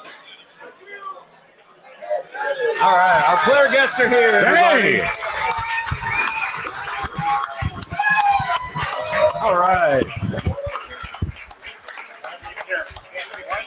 Yeah. Anthony? Good to meet you, man. Jordan? What's up, Christian? Thanks for coming, guys. All right. Yeah, so put your headsets on. You should be able to hear. Move that board over a little bit. Thank you. You guys hear okay? Yeah. All right, excellent. Thank you guys for coming, really. I know, today's game didn't go how we all wanted, but I appreciate you guys still being willing to come out here and hang out with us. No problem. No problem. Thank you for having us. Yeah, absolutely. No, it was, it was great working with you to set all this up. And do you know what the number is right now for Mother Hubbard, how much we've raised? How much? So we've raised over $850 just from the raffle, a lot more from people buying food. And I was, telling everybody when Anthony and I were first talking about setting this up, that was one of his kind of stipulations, for doing is making sure that we supported a local Bloomington charity. So far we've done that, and it's awesome. Yeah, that's cool. All right, so look, let's get this out of the way real quick. Kind of talking about today's game, because that's what we've spent some time talking about today's game. Obviously, it didn't go how we wanted. What are your guys' thoughts? We'll start with you, Anthony. Just kind of coming out of this game, and maybe what didn't go how you guys wanted it to in the second half. Honestly, I mean, we didn't play to our highest potential, and I think that showed. But we win as a team, we lose as a team, and we really just got to get ready for Northwestern now. The league's not going to wait up for us. We dropped the game, but now we got to go get on the road and try to focus for Northwestern. Yeah. Jordan, what were your thoughts on the action? You obviously had that huge play in the second half, the dunk where you kind of sprinted ahead, and what were your thoughts on the second half? I guess for the second half, specifically, it didn't really go as well as we wanted to go. Like what Anthony said, we didn't play to our potential. I felt like there's things that we could have done to better our situation, but things didn't go as planned, obviously. And but like what Anthony said, we can't really dwell on this loss because the Big Ten, is is a really high competition league. So we got to be ready for the next game. So that's all our thoughts right now. We're learning from this game and just trying to take what we can that we learned, help better us into the next next game. Yeah. And Christian, you got some quality minutes today against obviously a team that's got some really good guards out there. What was it like playing against those guys? It was a pretty good experience. I just got to keep learning, keep working every day, and then my work is going to speak for itself. All right. So what do you say we flush talking about the Illinois game now, huh? Let's forget about the rest of that game. Let's forget about that. So I'm curious, all three of you guys, what are you studying in school? I'm studying business. You're studying business? Yes, sir. What about you? I'm studying environmental health. Environmental health. Really? What got you interested in that? I guess coming to college, I didn't really know what I wanted to do. So I was just exploring my options with my academic advisor. And I just ended up being in that field till now. And that was really interesting. So I just trying to pursue it. Yeah. Very cool. And Christian, what about you? Sports marketing and management. Sports marketing and management. Mm-hmm. Is Gary Sales still doing sports marketing and management? Mm-hmm. He is. Okay. Yeah. I took a few classes with Gary Sales when I was here. Very cool. Very cool. Jordan, I wanted to ask you, you obviously are not from Indiana, and both Christian and Anthony are. What has it been like for you kind of being in Bloomington and, a place this crazy about basketball? It's been a great experience, really. Coming from, I'm East Coast kid, obviously, and so I went to a boarding school in New Hampshire. Yeah. So I'm from Jersey to New Hampshire to here, just, getting all these different, cultures, and coming here, to this, to the school is just a really big eye opener, I guess. Like you say, the schools are really crazy about basketball. These fans are crazy about basketball, and so am I. So So it meshes well. So what was your welcome to Indiana moment where you're like, okay, things are a little different here? I guess I would say it's not really a crazy moment. But I remember saying this one time in an interview, but I remember when I came into the Graduate Hotel, that's where I was staying at, and I would see how the hotel was so engineered towards basketball, geared towards basketball. I look at the carpet when I would walk into my room, there'd be basketballs on the floor, and I remember I think it was Brian Walsh at the time who was taking me to our room, taking my parents to my room, and he explained how the chairs. There's pictures of chairs going down a hallway. He would be like, oh, that would represent, Bob Knight throwing the chair down the court. And I was just seeing these little things that just really showed me, oh, this school's a basketball school. It's a place I want to be because, I love basketball. So yeah. What has it meant? Obviously you guys all came in together along with Trey, Trey, Christian, Anthony being from here. What has it meant kind of having those guys who were from Indiana to, kind of help you make that transition? It's been a lot of help, a lot of great help. Just show me the ropes, just show me, where things are at, who's people I should know. They've been really helpful. Yeah. And Anthony, obviously for you, playing in Bloomington is special. You grew up here, played high school ball here. Now you're a Hoosier. What is the best part about staying home, playing basketball for Indiana? And what is maybe the part that is maybe a little bit more of a struggle or something unique, for you being from here? Honestly, there's no downsides for me. No. I'm getting everything that I want out of this. So, it means the world to be able to put that jersey on every time. And I say that a lot, but it really does, because growing up is literally a dream. And now that I get to do it, it's something I try to make sure I'm not taking for granted. So I just go as hard as I can every day and try to be the best teammate I can be and help us win no matter what that is. And that's definitely the best side, just being able to contribute to winning in whatever way I can. But I honestly don't think there's any downsides. So I love it here. Yeah. I'm curious to kind of get your mindset. Obviously, it's been an interesting season for you from a playing time perspective. You had your first start and, you played a lot of minutes in some games, and there have been others, obviously, when you haven't. How do you, and everybody's noticed, on the bench, you're the first one up, cheering guys on and being supportive. How do you maintain that attitude and that positivity, even as, your playing time may fluctuate?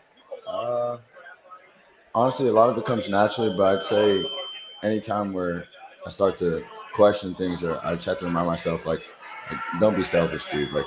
Look where you're at, look at the opportunity you have, and just, knowing that the work that I put in is going to show and that type of stuff. I just try to be able to support my teammates whenever I can, and if that's being the first one off the bench or giving the most high fives, that's what I'm going to do. But anytime I catch myself, questioning it or having doubts, I just like take a step back, like look where you're at, like trust what got you here, and trust that it's going to keep getting to the next level. So Yeah. I just try to take everything, take it all in and appreciate all I have. Yeah. I do a show weekly with Tamar, and we were talking about that in our last episode, and he was talking about how you guys on the bench really talk about it and make it a point to bring that energy, and make sure that you're doing that. And obviously it's really important for the team that you do that. Yes, sir. We've all bought in, and we're excited to just keep getting better together. Yeah. And Christian, you obviously are from Evansville. My favorite Hoosier of all time, Calvert Chaney, is from Evansville. As you were growing up, and I know you didn't go to the same school as him, but how aware were you of Calvert Chaney growing up in Evansville? Very aware, especially when I started to get a little bit better. They were like, Calvert Chaney, Calvert Chaney, Calvert Chaney. So I learned a lot about him as I got a little bit older. But when I was younger, I really didn't know much about it. Yeah. Who were the guys growing up that you kind of patterned yourself after, modeled your game after? I watched a whole lot of Allen Iverson. Watched a lot of Chris Paul. I watched a lot of Colin Sexton. Yeah. I like Colin Sexton's drive a whole lot. He has that dog in him. Those are the main people that I watched for sure. One of the things that we were talking about here before you guys showed up, and that we've talked a lot about on our show this year, is how much Mike Woodson or Coach Woodson seems to put on his point guards. And how much he expects of you. Can you give us kind of some insight into what it's like playing point guard for Mike Woodson? It's a very, very hard task, but I'm all for it. I knew it was going to be hard coming back and playing for him.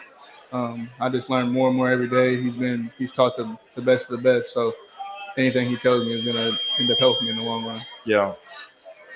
No, I asked this next question. I hesitate a little bit to do it. I don't want to compare what you guys have now with the coach you had in the past. But I am curious to know, as this season went along, and we'll start with you, Christian, like what was kind of your first sign that, okay, things are different now? I'd say the very first workout we had as a team with the new coaching staff in the gym, I feel like it was a whole lot, like the energy in everybody was just totally different from last year. I feel like everybody was like happy to play basketball. I think just the energy was a lot different. Was that just by nature of getting a fresh start, or was there something that the staff did to, kind of help build that? I think there was a lot more positivity in the air. Yeah, for sure. I think everybody was being positive with each other. I think that was the main thing. For sure. Jordan, what about you? Just like what Christian said, I feel like the atmosphere was a little more like animated. I guess everybody was happy to be here. The players, we had a lot of people coming that's new, and like you just even though like it felt like a month, I feel like I've known them for like a year. You know what I mean? I guess something that really helped us a lot was the trip that we had to the Bahamas. I feel like us as a team get closer. Just just being together and experiencing like new experiences, like swimming with the dolphins. With my team, I feel like that was really something that was that helped us stick together. You know what I mean? And I feel like the chemistry was high. It was really high. Like even with the coaching staff too. Like, we're all just in tune. So. Was anyone afraid to swim with the dolphins? I was. I've done that before. It's kind of a freaky experience. Yeah. That's cool. Anthony, anything else, for you that, you kind of noticed that like, wow, things are a little different now? Not really. I mean, I agree with what they said, but I really don't want to compare staffs. I mean, Coach Miller and his staff gave me the opportunity to put the jersey on in the first place, so I really can't. I can't speak down on them at all. So I'm just thankful that I got to experience them. I'm thankful I get to experience this new staff, and I'm excited to continue working. Yeah, that's great. So take me through, like when you go in the gym and you're working on your shot, what's your routine? Do you have like a set thing that you kind of do when you go in there, or is it different each time? Yeah, I do I have like a routine that I do in the weight room first before I even go out on the court that just gets my body loose and works on some small things. But after that, I go out and stretch, get warmed up, and then just get shots up and focus on my form and repetition. Yeah. Did the coaches work a lot with you on like shot form and trying to tweak the way that you're shooting, or do they typically kind of let you shoot it the way that you are and then work with you on getting reps and just practicing that form? A little bit of both. I mean, for them, it's, obviously everybody shoots a little bit differently, but at the end of the day, no matter what your form is, as long as you're getting the reps up and you're confident in your shot, there's no perfect way to shoot per se. But they're always encouraging us to keep our confidence up, and they're making sure that we get in the gym and put in the reps so that we know that in the game the shot's going to go up and it's going to go in. Yeah. So Jordan, when we knew that you guys were coming, I asked some of our community members what questions they wanted us to ask. And 2 people asked the same question, so I feel like I have to ask you this. What does it feel like to be able to fly? Feels good, man. Feels good. But when you get talked about a lot, and fans always do this, we compare players to players who played at the school before. 2 of the names that often come up when people talk about you are OG Anunoby and Victor Oladipo, because of similarities in style and athletic ability and different things that you guys do on the court. Do you hear that kind of stuff, like on social media? And if so, how do you process something like that? I mean, I see that kind of stuff all the time, but like, I don't really like to compare myself to other players because, they're them and not me. You know what I mean? So I'm just going to work on my game. And, people can make their comparisons all they want, but, I'm unique in my own game. So I'm just work on that, and whatever happens, happens. But all I know is I'm put the work in and good things are going to show. So, yeah. Christian, what's the craziest thing that you've seen Jordan do in practice? Just like the craziest play that you've seen him make. He's had a lot. I think the craziest thing I've ever seen him do was take one single step and go between the legs and dunk it. He didn't have to run into it or nothing. It was just one step, and then he just went between his legs and dunked it. And I was like, I didn't even know you had that in you for real. I was like, you have that much bounce? Yeah, that's probably the craziest one. Wow. Anthony, anything to jump out for you that you've seen Jordan make? Is this working? Is it working? Yeah. All right, cool. Similar to what Christian said, but it was like first week we moved into our apartment. There's like a basketball court there. He was in slippers, and he did between the legs dunk wearing slippers. And I was like, what are you doing? And it's frustrating because I've lifted weights for like 8 years now, and this dude looks so much stronger than me. I'm like, what are you doing? Let me do that. But he's special, and I think if he keeps working, the sky's the limit. Yeah. What are some of the things that you've seen from Christian in practice? And you guys have obviously played together, coming up for a long time, that you think maybe we haven't had a chance to see yet in his time at IU? Me? Yeah. I think something a lot of people don't realize yet is the range on his jump shot is unbelievable. Like he effortlessly shoots from the logo, basically. And it's effortless, and I think the more work he continues to put in, and as he gets more confident in his role and starts to improve, people are going to see that. But his range is very impressive. Yeah. People often say, is that working? Yeah. For guys making the transition from high school to college, the speed of the game and being able to get your shot off, is a lot different. Did you find that last year? And do you feel like if so, do you feel like you've adjusted more to that now as a sophomore? Last year, yeah, it was for sure way harder. But once I went through it for a whole year and was able to slow the game down a lot, I was able to pick my spots and know what certain moves to work on to be able to get to my shot like I used to. Yeah. And I'm curious, Jordan and Christian, playing with Anthony every single day, what are some of Anthony's biggest strengths, and the things that you think he brings to the team when he's on the court? I just say Anthony's the hardest worker for sure. Yeah. He's always going 100% no matter what it is. It could be a shooting drill. It could be us going against each other. It could be anything. Defensive drill, he's going to go 100%. I just think that's one of his key traits. He never gives less than 100%. So, yeah. And I'll second that for sure. He always gives 100%. Never takes a sprint off. He never takes any moment for granted. You know what I mean? He's always giving it his all, and that's something in a teammate like that I really appreciate. Yeah. Yeah. Like you said, you seem to pride yourself on being the hardest working guy. What's it like to hear that from the teammates? I try to focus on and emphasize it because it's one of the things I can make sure I control just how hard I go. So hopefully,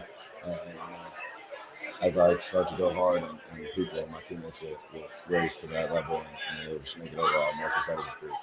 I think that's our real goal. Yeah. Very cool. So let's talk a little bit about just your life as student athletes and basketball players, at Bloomington. Christian, what do you think is something that a lot of fans don't recognize or don't realize about what it's like to be a college basketball player at a place like IU? I kind of think that some people think that us student athletes don't like take our work as serious as like just students do, but I feel like we do a whole lot. I mean, it just makes it harder for us because we're going to practice, we're tired, we have long practices and stuff like that, but we still have to put our school first before basketball. Yeah. Jordan, what about you? I say the same thing, really. Like there'll be times where like after like a game or like a long practice, I take a deep breath and I realize, I forgot I have to do this assignment now, like this hour-long assignment I have to do. And after that, I should read this section of the book so I won't get behind or something like that. It's always something to do. Like if you're like sitting down by yourself, just relaxing, like there's always like a thought in the back of your head, like there's always something I can do to put in your head, and that's really like a drive for me that keeps me going. So yeah. Anthony, same thing. I'd say one thing most people like don't really understand is like a normal day for us is starting at 7:30, 8 a.m. workout, go to class from 9 to 2, and then we're right to practice, and we're not leaving the gym until 7:30 every day. So it really is a full-time job, and I mean, obviously we're all invested in making a commitment to do it, but it is a lot. Yeah, for sure. So what do you guys do when you do have downtime? I mean, like you were saying, even if you do have a moment to relax, it's kind of in the back of your head. What do you like to do to just unwind? Obviously you guys are under a lot of pressure. You got to unwind a little bit. What are some of the things you guys like to do? I don't know really special. Like I'll be scrolling on TikTok a lot. I'm not gonna lie, I do that a lot. But like just be on my phone, really. Nothing really serious. Yeah. Christian? I'd probably say the same thing. Just going on TikTok, watching YouTube videos, and probably watching some of the series I like watching. Yeah. What series? It's a show called Power, and then another show called BMF. Those are my two shows that I enjoy watching for sure. Okay. And how has NIL changed things for you guys? And Anthony, I'll start with you. I mean, obviously it's such a just a unique thing now, with different from how things have been before, and you have all these new opportunities. What has that been like to try to navigate? That's for me, I assume. Let's keep that over here.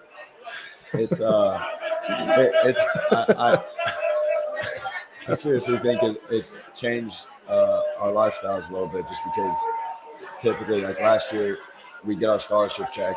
Most of that goes to rent, and then we've got a little bit of money for food and stuff, but you really don't have any to just maybe go buy a pair of shoes you like or buy a shirt you like. So I think with NIL, it eases that pressure off of us a little bit. I mean, obviously, we're blessed enough to get full-ride scholarships, so we don't have to worry about tuition. But yeah, NIL kind of just gives us a little extra where you can go out and eat at your favorite restaurant, or you can buy some shoes and stuff like that. It definitely makes things a lot easier. Yeah. Christian, how do you evaluate like the opportunities that come by and try to decide, is this something I want to do or something I don't want to do? With me personally, I look over everything with my parents. Everything that comes to me, I send it to them. Yeah. And they like help me whether or not it's worth like doing it or whether it's not. So I mean, that's mainly me talking over it with my parents and stuff like that. So it just all depends. Yeah. Jordan, what about you? It's the same thing. Talking about my parents. I just make sure like if this deal is a smart move to do or if it's worth it. Also like my really close friend back at home, I always show him like, what am I doing? Should I do this? Should I do that? Or would this be a good idea to talk to them? Or if not, and he always gives me good advice. So I'm really curious what Coach Woodson thinks about NIL. Because it was so different, obviously, for him. What does he think about it? Has he said anything? I'm not really. No. He's all for it. Is he? I mean, yeah. As long as we're doing things we want to do, and he's all for us being able to make some money, but he just wants us to be smart about it. And we've had multiple meetings with people that basically tell us to remember we have to pay taxes. Yeah. It's something none of us have really done yet, but that's a big thing the coach has been, emphasizing with us. It's like you can't spend all of it. You have to be able to pay taxes. So, but he supports it and he's happy that we're able to make some money. That's good. That's good. So, Christian, what's been your favorite place? Since you've been at IU, kind of your favorite places to go on campus. Like, what are your spots? I really don't get out that much. I'm more of like a homebody, but I'd probably say like food-wise, I probably go like Buffalo's. I go to Buffalo's a lot. Yeah. That's like my main place, and then sometimes I chill and do like homework and stuff in the IMU. It's also been so hard because ever since you guys have been here, it's been COVID. Yeah. And so going out has been a lot different. Has it? I mean, I assume it's eased up a little bit now. We're able to do this, and so this season I'm sure has been a lot different than last season was. Yeah, for sure. Yeah. What are your favorite spots, Jordan? Food-wise, I'd say either Buffalo's, but I'm a big fan of ZNC also, I'm not going to lie. What is it? ZNC, Okay. Kirkwood. Yeah. But, like, just hanging out, like, I like to go to the IMU with some of my buddies, just hang out there, do homework, and just do whatever. Like, those are two spots I really be at other than assembly or my apartment. Yeah. And what about you? I mean, you know all the spots in Bloomington. Chipotle. I like Chipotle a lot. No, I have Chipotle probably a concerning amount. Do you? Yeah. What's your go-to item? I get 2 bowls with chips and a drink. Okay. Hey, you know what you like, man. Yeah, I do. Yeah. You know what you like. As you guys have kind of navigated playing in the Big Ten now, what's been what venue have you gone to that's been kind of the toughest for you to go to?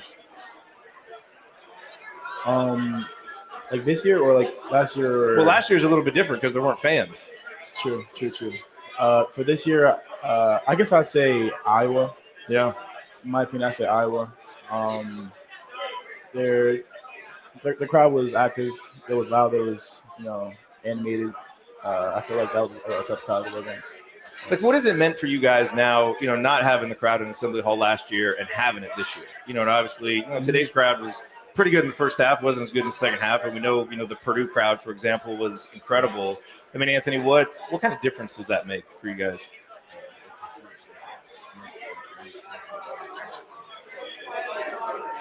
It's a huge difference. We notice it and we appreciate it and we love the energy that the fans bring. Last year it was weird for us because it almost made the transition easier because we were playing in front of people, so it's like we're just out there playing and there's not as much pressure and stuff. But being fans this year, it definitely changes the game, especially at home with the support and everything we get, and on the road. We have fans chanting just last away game we were at Maryland. So yeah, it's awesome. It's a lot of fun to play from fans for sure. Yeah. Well, look, you guys coming, we really appreciate it. I know you guys have a lot to do, or at least you want to just go relax. So I won't keep you too much longer. I am curious, though. You talked about what you guys are studying earlier, and I think we all think that all three of you guys are going to have long careers in basketball. But I'm curious what you kind of see yourself doing after basketball. What kind of things you're thinking about? I mean, you were a direct admit to Kelly, studying business. What are some of the things that you think you might want to do once your basketball career is over? Hopefully start my own business. Yeah. I haven't really came up with that golden idea yet, but it'll come. It'll come to me. Yeah. Hopefully be a business owner one day. Yeah. Yeah. And with the environmental, what? Hopefully, like I want to be an environmental scientist or be in environmental management, so I can help companies go green and help the environment out. Yeah. That is a growing field. It's a smart field to get into. There's a lot of potential there. Christian, what about you?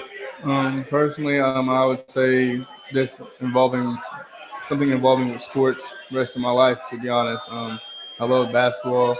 I like football a lot too. So something in that area, probably showing younger people coming up like what I learned and what I continue to learn over the years and sharing that info down to them. Yeah. So last question for you guys. I mean, obviously, coming into the season, there's a lot of goals as a team. One of the big goals is being able to play in the NCAA tournament. And I think, based on what you guys have done so far, you've put yourself in a pretty good position. I'm sure for you individually, it'd be exciting to do it. What would it mean, to help a guy like Rob, to see a guy like Race, who's been here for 4 years, be able to play in the NCAA tournament? It would mean a whole lot. These guys have been here for a long time, and they haven't been there in a while. So it would be really good for those older guys to be able to go there, and for us to be able to go there at a young start, fresh start. So yeah. What are some of the things that you've learned from those guys, the upperclassmen that have kind of been around? They've been through some struggles, Yeah, I've learned a lot from Race and Chase, and even Joey when he was here, and Big Mike. I've learned a lot from these older guys, just being like a big in the Big Ten. I've learned, like posting up wasn't really part of my game when I came into college. Yeah.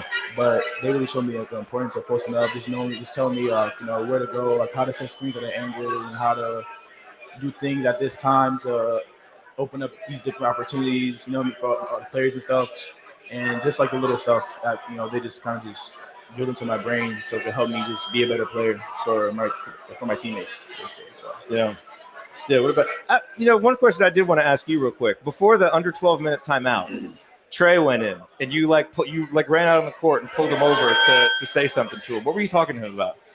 Do you remember? I just gave him some suggestions, what to do, what to change, just to try to, he's one of my best friends, and so we talk a lot about the game, and I really just try to give him some advice and help him to spark us, try to make a run. But do you know what he said to Jaden Ivey? Just gotten his girl playing defense. Just playing hard.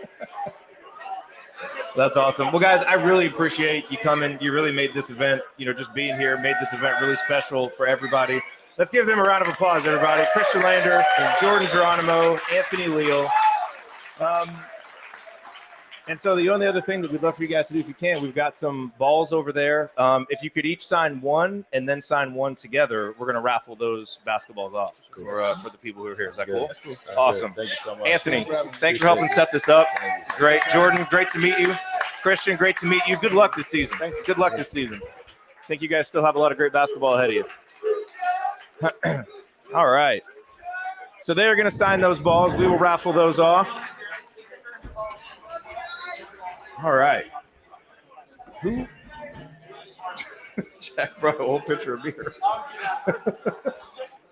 All right. And I know there were some other folks who had some questions, so we can do some more questions if you want to come up, and we are going to raffle off some more items. That sounds good. And then we will raffle those off. Dave, how's everything going? Well over 1,000 for Mother Hubbard's?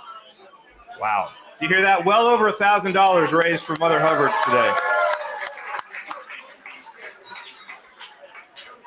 That is great. Where did Ryan, Andy, and Coach go? Are they milling around? They're over there. Okay. There he is. All right, we got to do some raffle. Where are the tickets? Will you bring those up, Richie? Let's raffle these off. All right, let's do this. Anthony. Let me ask. Anthony.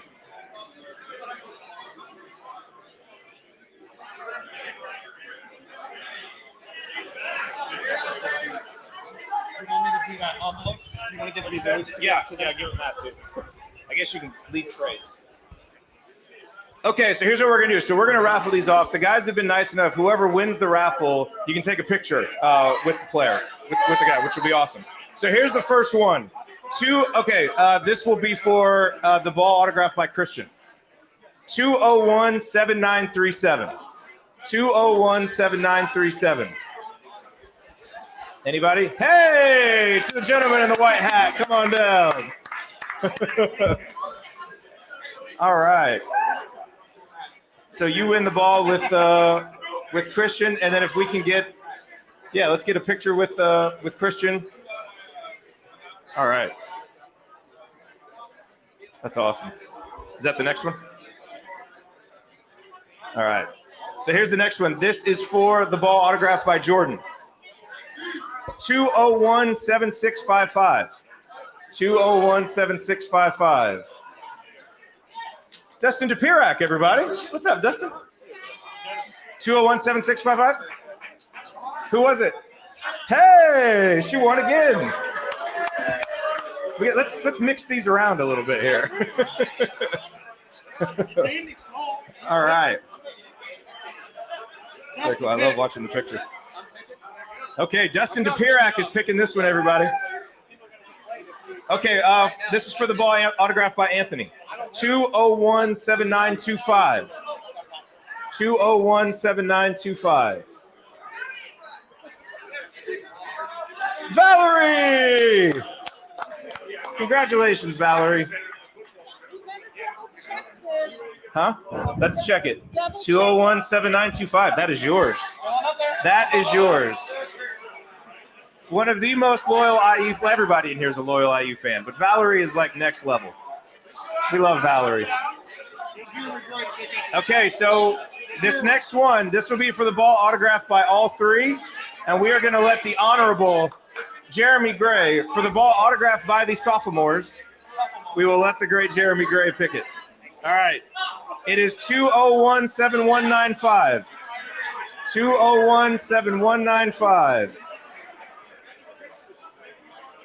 201-7195. Anybody? 201-7195. Hey, it's mine. It is? Hey, that's awesome. It's a Richie. Congratulations, Richie. All right. Let's get a picture with them. That is awesome.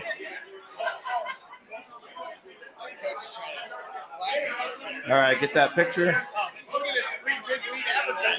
Yeah, I know. Richie advertising for the big lead there. All right, Anthony, Jordan, Christian, thank you guys very much. Thank you. Shoot, let me...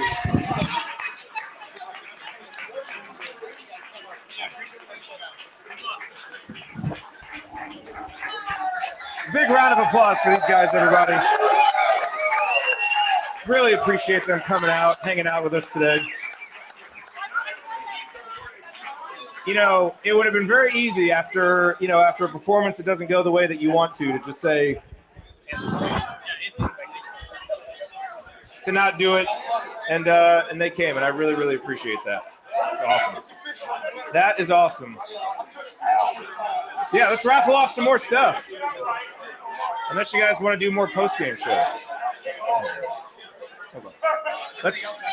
Hey, by the way, let me grab these shirts over here. Yes. So check these out, by the way, from our friends at Home Field Apparel. They made some special edition Back Home Network shirts. They're amazing. This is our new Back Home Network logo. So they did some special shirts. They've got them up on the website too. If you don't win the raffle, we're going to raffle some of these off. Let's go. All right, so you want to start with the jersey? Whoa. What? Chug a beer? Why? Do I need to relax a little bit? He's just had a long day, folks. Okay. We're going to raffle off one of these Back Home Network shirts first. Andy, do the honors. Do we trust the bottoms? I think we trust him. 201-7870. 201-7870. 7870. Come on. 7870. Anybody? 7870. Give them a second. They're looking through their list of beautiful tickets. Back Home Network shirt. 7870.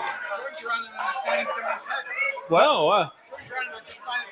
In the back, Jordan Geronimo is signing somebody's head. Everybody, please pay attention to that. Oh, shit. What was it? What was it? Read it up. It doesn't matter. You get a shirt. You asked a great question earlier. 7870. 7870. There we go. You got it. Okay, so this was given to us by Chris Williams. IU Artifacts on Yes. Twitter. Follow him. An official Indiana basketball practice jersey. Pretty darn cool. We got it. Jordan we Geronimo told him, signing bald heads. Okay, 201-7198. Say that again. What was it? 201-7198. For a beautiful Indiana 7198. basketball practice jersey. And you have to put it on immediately upon getting it. 201-7198. 7198. It was you again? Okay. Oh, Richie. 201-7198. Okay. Well, hey, spend a lot of money. There we go. You got a better chance, guys. Okay, let's shake it up. Let's shake it like crazy. Let's grab the piece of the floor. Yeah. Let's grab the piece of the floor. Okay, so we have another piece of the Assembly Hall floor from 76 to 95 on a beautiful plaque with the Bob Knight signature, number 263 out of 1,000. Wow, our record on this floor, 237 and 36, a winning percentage of 86.8. That is incredible. Okay, 201-7342. 201-7342. 7342. Anybody? 7342. For a beautiful plaque. You got it? Hey! Ah, there we go. You know, that would look good behind me on the show, Jared. I'm just saying, if you want to give me a Christmas right next to your Steve next Alford year, autograph. Yeah. Right, there you go. Hey, what's your name? Say it again. And where'd you come from? New York. New York. Okay. No, yeah, it's not. Technically, it's not. I wouldn't have guessed that. That is awesome. 7342. Congratulations. Thank you all for coming. There you go. That is great. Hey, you had a question too. I want to make sure that we get to it if you want to ask it. Okay, so we have an autograph photo of the great Trace Jackson Davis right here. This is the next thing we'll raffle off. Get through these. An autograph photo of Trace. Is this it? Yeah. Okay. 201-7167. 201-7167. 71. Autograph photo of Trace Jackson Davis. 201-7167. Yes! Yes! All right. Dip the head a little bit. To the man in the Isaiah Thomas He has jersey. 3 autographs on his bald head. People, if you want to take incredible. pictures, just have them We down. need to get pictures of that. That's awesome. Good job, buddy. That's awesome. Double winner today, folks. He's got an autograph on his head, and he went home with a prize. That is great. There's one more piece. One more piece of raffle floor. the other stuff off. One more piece of floor. Party started. Pass that down. Just the One more piece. karma, really, of getting his head signed really came back right Really away. came back and rewarded him. All right, so we've got another piece of the floor, everybody. We need another ticket. Another ticket. It's a first assembly call raffle, guys. We're just figuring it out as we go. There you go. That's what we've been doing for 11 years. There you go. 201-7982. 201-7982 for a piece of the Assembly Hall floor. 201-7982. Here we go. You want a piece of the floor? 201-7982. You got good. it? All right. Congratulations. All right, let's do the other picture, and let me get his question. Okay. Picture. Last picture. Then we'll do the Switchyard, and then.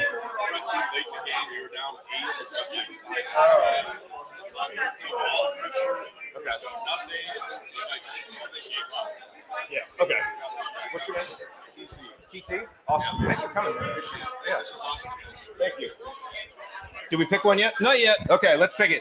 Okay, look, check out this. This photo is awesome. Look at this photo of Trace Jackson Davis about to dunk. Autographed. 201-8068. 8068. 8068. 201-8068. Did we raffle off my picture yet? It's coming. I mean, that's the reason people showed up, I think. Hey, there we go. Awesome, 8068. Congratulations. Congratulations. Thanks for All right, coming. let's answer the question. Okay, TC's question. TC's question was about why do you think we didn't have more of a sense of urgency with 5 minutes left? Why weren't we pressing? Why weren't we trying to get threes?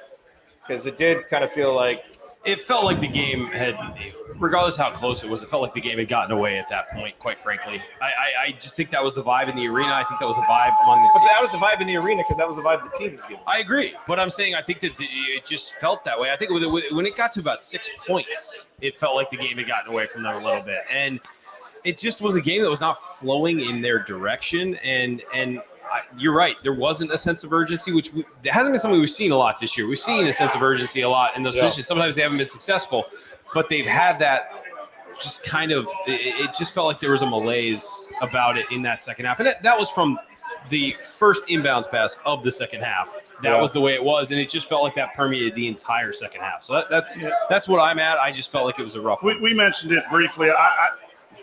The game's never over until about a minute and a half.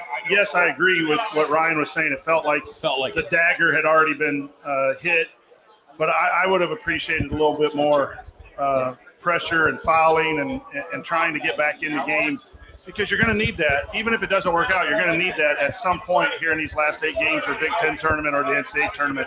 So that, to me, was a little disappointing. I wish they could do that over again. Yeah. Okay. Anything else to add? No. Thanks for the question, TC. All right, let's raffle off our last few items, and then we want to get out here and meet everybody, talk. So we've got a Switchyard gift pack. Yep. What am I doing? A little closer. Just a little closer.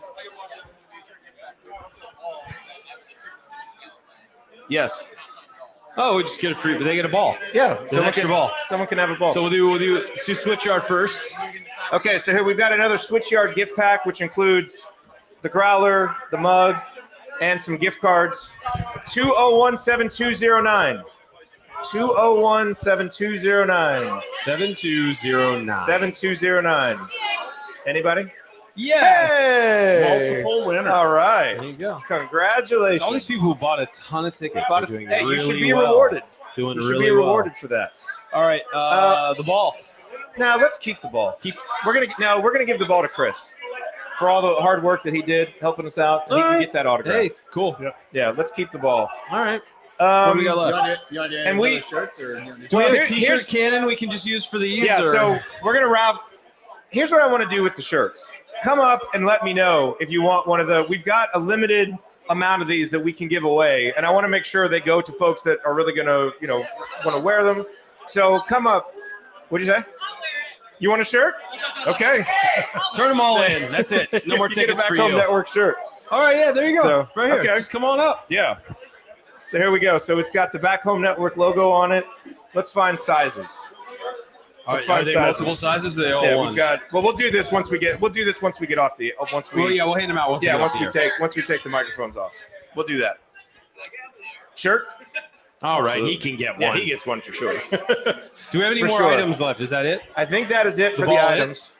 I think that is all the There's a notebook items here from the College of Arts and Sciences, but I don't. You can take that home, Andy. That's all. Bring that home to your girls. Oh, the small. Okay, and make sure the folks at Hoosier Ticket Project, they're doing a silent auction over there. Yeah, make sure that you go over there and do that. So we've got a few people that we have to thank. A lot of people that we have to thank. Dave and the whole team at Switchyard. We really appreciate all of their help setting this up for us. Big shout out to Galen Clavio for helping us with all of the audio stuff and being such a great partner at the Back Home Network. Thank you to Connor and the guys from Home Field Apparel. Always, every day. Yes, thank you to Josh and Amanda from Hoosier Ticket Project. And, of course, thank you to Anthony, to Jordan, to Christian for coming. And my thanks to these three guys, for Ryan for traveling from San Diego, Coach, and Andy for being able to, to make it down here. But really, most of all, thank you to everybody, to all of you who are here. It's like we always say, we're just a bunch of dudes talking into our computers most of the time, talking basketball into a computer. It doesn't mean a whole lot, except you guys bring meaning to it by listening, and more than that, by creating a community around this. And that is the most special part about Indiana basketball, is the community and the people. And college sports can seem really silly sometimes. Like, why do we care so much about these guys playing? But what else brings people together across time, across distance, across generations, like college sports, and IU basketball especially? So thank you all for coming here. Chat Mob rules. That's right. The Chat Mob rules. So one last thing. This is our 10th year doing this, our 11th season. And I remember the days when we had 10 people listening and we were related to 6 or 7 of them. So for all of you guys who showed up, who traveled to come here, who tune in every week, people who couldn't be here and are watching and couldn't be here, you're the whole reason we do this, and the reason we're able to do this week to week, and that we rush to our computers right at 6 o'clock on Thursdays and right after games. And you guys also help us get through days like today and help us celebrate games that we win. So we got to figure something out, though, because now we're 0-2 with these live shows. Seriously, playing. Thanks, guys. But thank you guys all for coming, and thank you for traveling, and thank you for obviously the weather's terrible, and you guys all made it here. So thank you so much. It means so much to all of us. Absolutely. Thank you. And now let's party. Let's do it. Thanks, everybody. Thank you, guys. Thank you, Galen, for everything. Actually, agree with something Ryan said. Thank you. Thanks for coming out. Rarely happens. I like everything about that. This is small, which I could never wear. Is there a back home network one that's a large or extra large? Yeah, we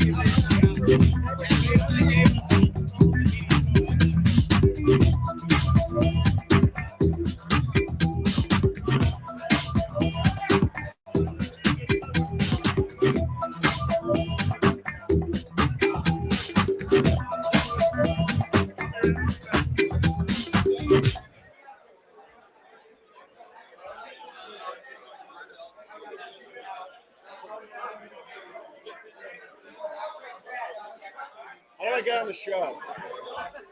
Do you take apprentices? Are you guys taking like interns or apprentices? I want to talk about IU basketball for like 3 hours. We actually did. We actually had interns at various points. I don't want any money. I just want to talk IU basketball for 3 hours. Can I get on the show? I do, or work for the show. Hey. How do I? Is there an intern? Nobody wants to do that. I will intern or do whatever it takes. I want to talk about basketball live. I want to take my talents live.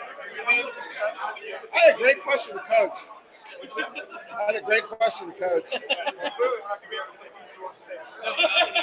Why is that? Oh, you guys go at it? That's fine. I think that makes for a good show. I'm an honest Hoosier basketball fan. Thanks for coming. What's your name? Chris. Can you guys keep doing those Twitter lives? Yeah, the spaces. Those are awesome. Whenever we have time, I love. I know. It's like a. So yeah, no, I do. Thing, I want to try and find more time to do it. Either like fun format before the game or anything like that. It's great. Yeah, I've thought about trying to do time. it at halftime. I do want to do more. No, they're super fun. And we love IU basketball. It's a roller coaster. And obviously, you guys know it's a roller coaster, but we do love talking sports. So. You guys do great. I'll tell you. We go on just to validate questions. What's the shirt? Obviously, I took a lot of photos of the student athletes, mass off coach. Yes, I do want to have any problems with us posting that stuff, but I wanted to make sure before I say anything else. Especially for our official one. Yeah, send me that.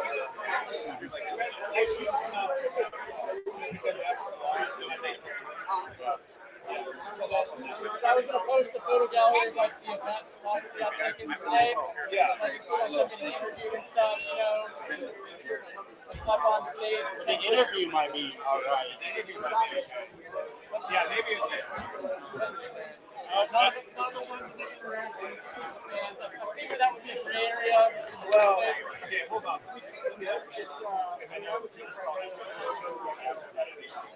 Yeah, that's what I was worried about that. Yeah, maybe let's just keep those short sets. Maybe like. I'll put them in a gallery and send them to you guys anyways. I just won't post those on Gotcha. the Yeah. Okay. I think that's right to say. Yeah. Can't stop the social. I'll get the whole team to sign one for next year. So we'll leave that, all right? We'll hang on to it. Yeah. I thought you guys were Hey, what's your name? Calvin. Good to meet you. That's awesome. I'm glad you could come. Yeah. Thanks for all the work you do. Keeping us updated on what you guys are doing. Yeah, it's awesome. Yeah, thank you. Yeah. I listen to your podcast all the time, so I appreciate it. Thank you. All right. Thank you. I appreciate that. Good to meet you guys. You too. Yeah, good to meet you, Calvin. Hey, Lauren. Thank you. Nice to meet you too. Yeah, you too. Glad I could Glad you could come. I mean, I've been listening to you guys for probably since you started, so. Really? Yeah, I mean, I don't comment or anything, but I listen, so glad I could finally come and listen to you guys live and whatnot. Awesome. Thank you. Yeah. I was like, you'll enjoy it. It's fine. So We're gonna listen to four guys talk about it after a loss. yeah, exactly. That's So why we it's because we have diehards like you. yeah, really here for Ryan's rant. You know, it was a little toned down. It was. Yeah, but we talked. We had a little talking beforehand. I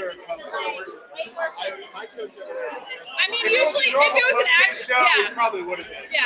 But I didn't want it to be a downer for everybody to see. It was already downer enough. So yeah. I know one of these days. Have they won when you've actually come? So well, they've won. We've done like little smaller Yeah. games, but now the last 2 years we've done kind of this bigger thing. And it's been no. They've had Because like it was one of the Purdue worst last year, performances right? of the season. Yeah. 2 years ago, it was the Purdue game, but it was nice because that was a game Coach Knight came. Right. So it's we kind of can talk worth. So it about was worth it. That was Yeah. cool. Today there wasn't really anything. Yeah. Just like okay. But at least we had the players. Yeah. What class are you in? Oh, 4? Okay, I'm 2000. New York? Yeah. I graduated 11, so I was during the great times of basketball. Yeah. Oh man. Yeah. That's really bad timing. Yeah, it was really not good. Because in the next couple of years it was great. Yep. My parents were here during 76 though, so. Oh, they were? Yeah, and they drove up. Oh, I forget when it was in like the Final Four in Minneapolis when they still did like the raffle or whatever. Yeah. They were able to go to a Final Four in Minneapolis. So yeah. My dad just like I think it was a Purdue game. He did it during the Kentucky game too. He always like he's like, all right, I'm done, and I'm like, they still have a shot, and then Rob Tennessee made the 3, and then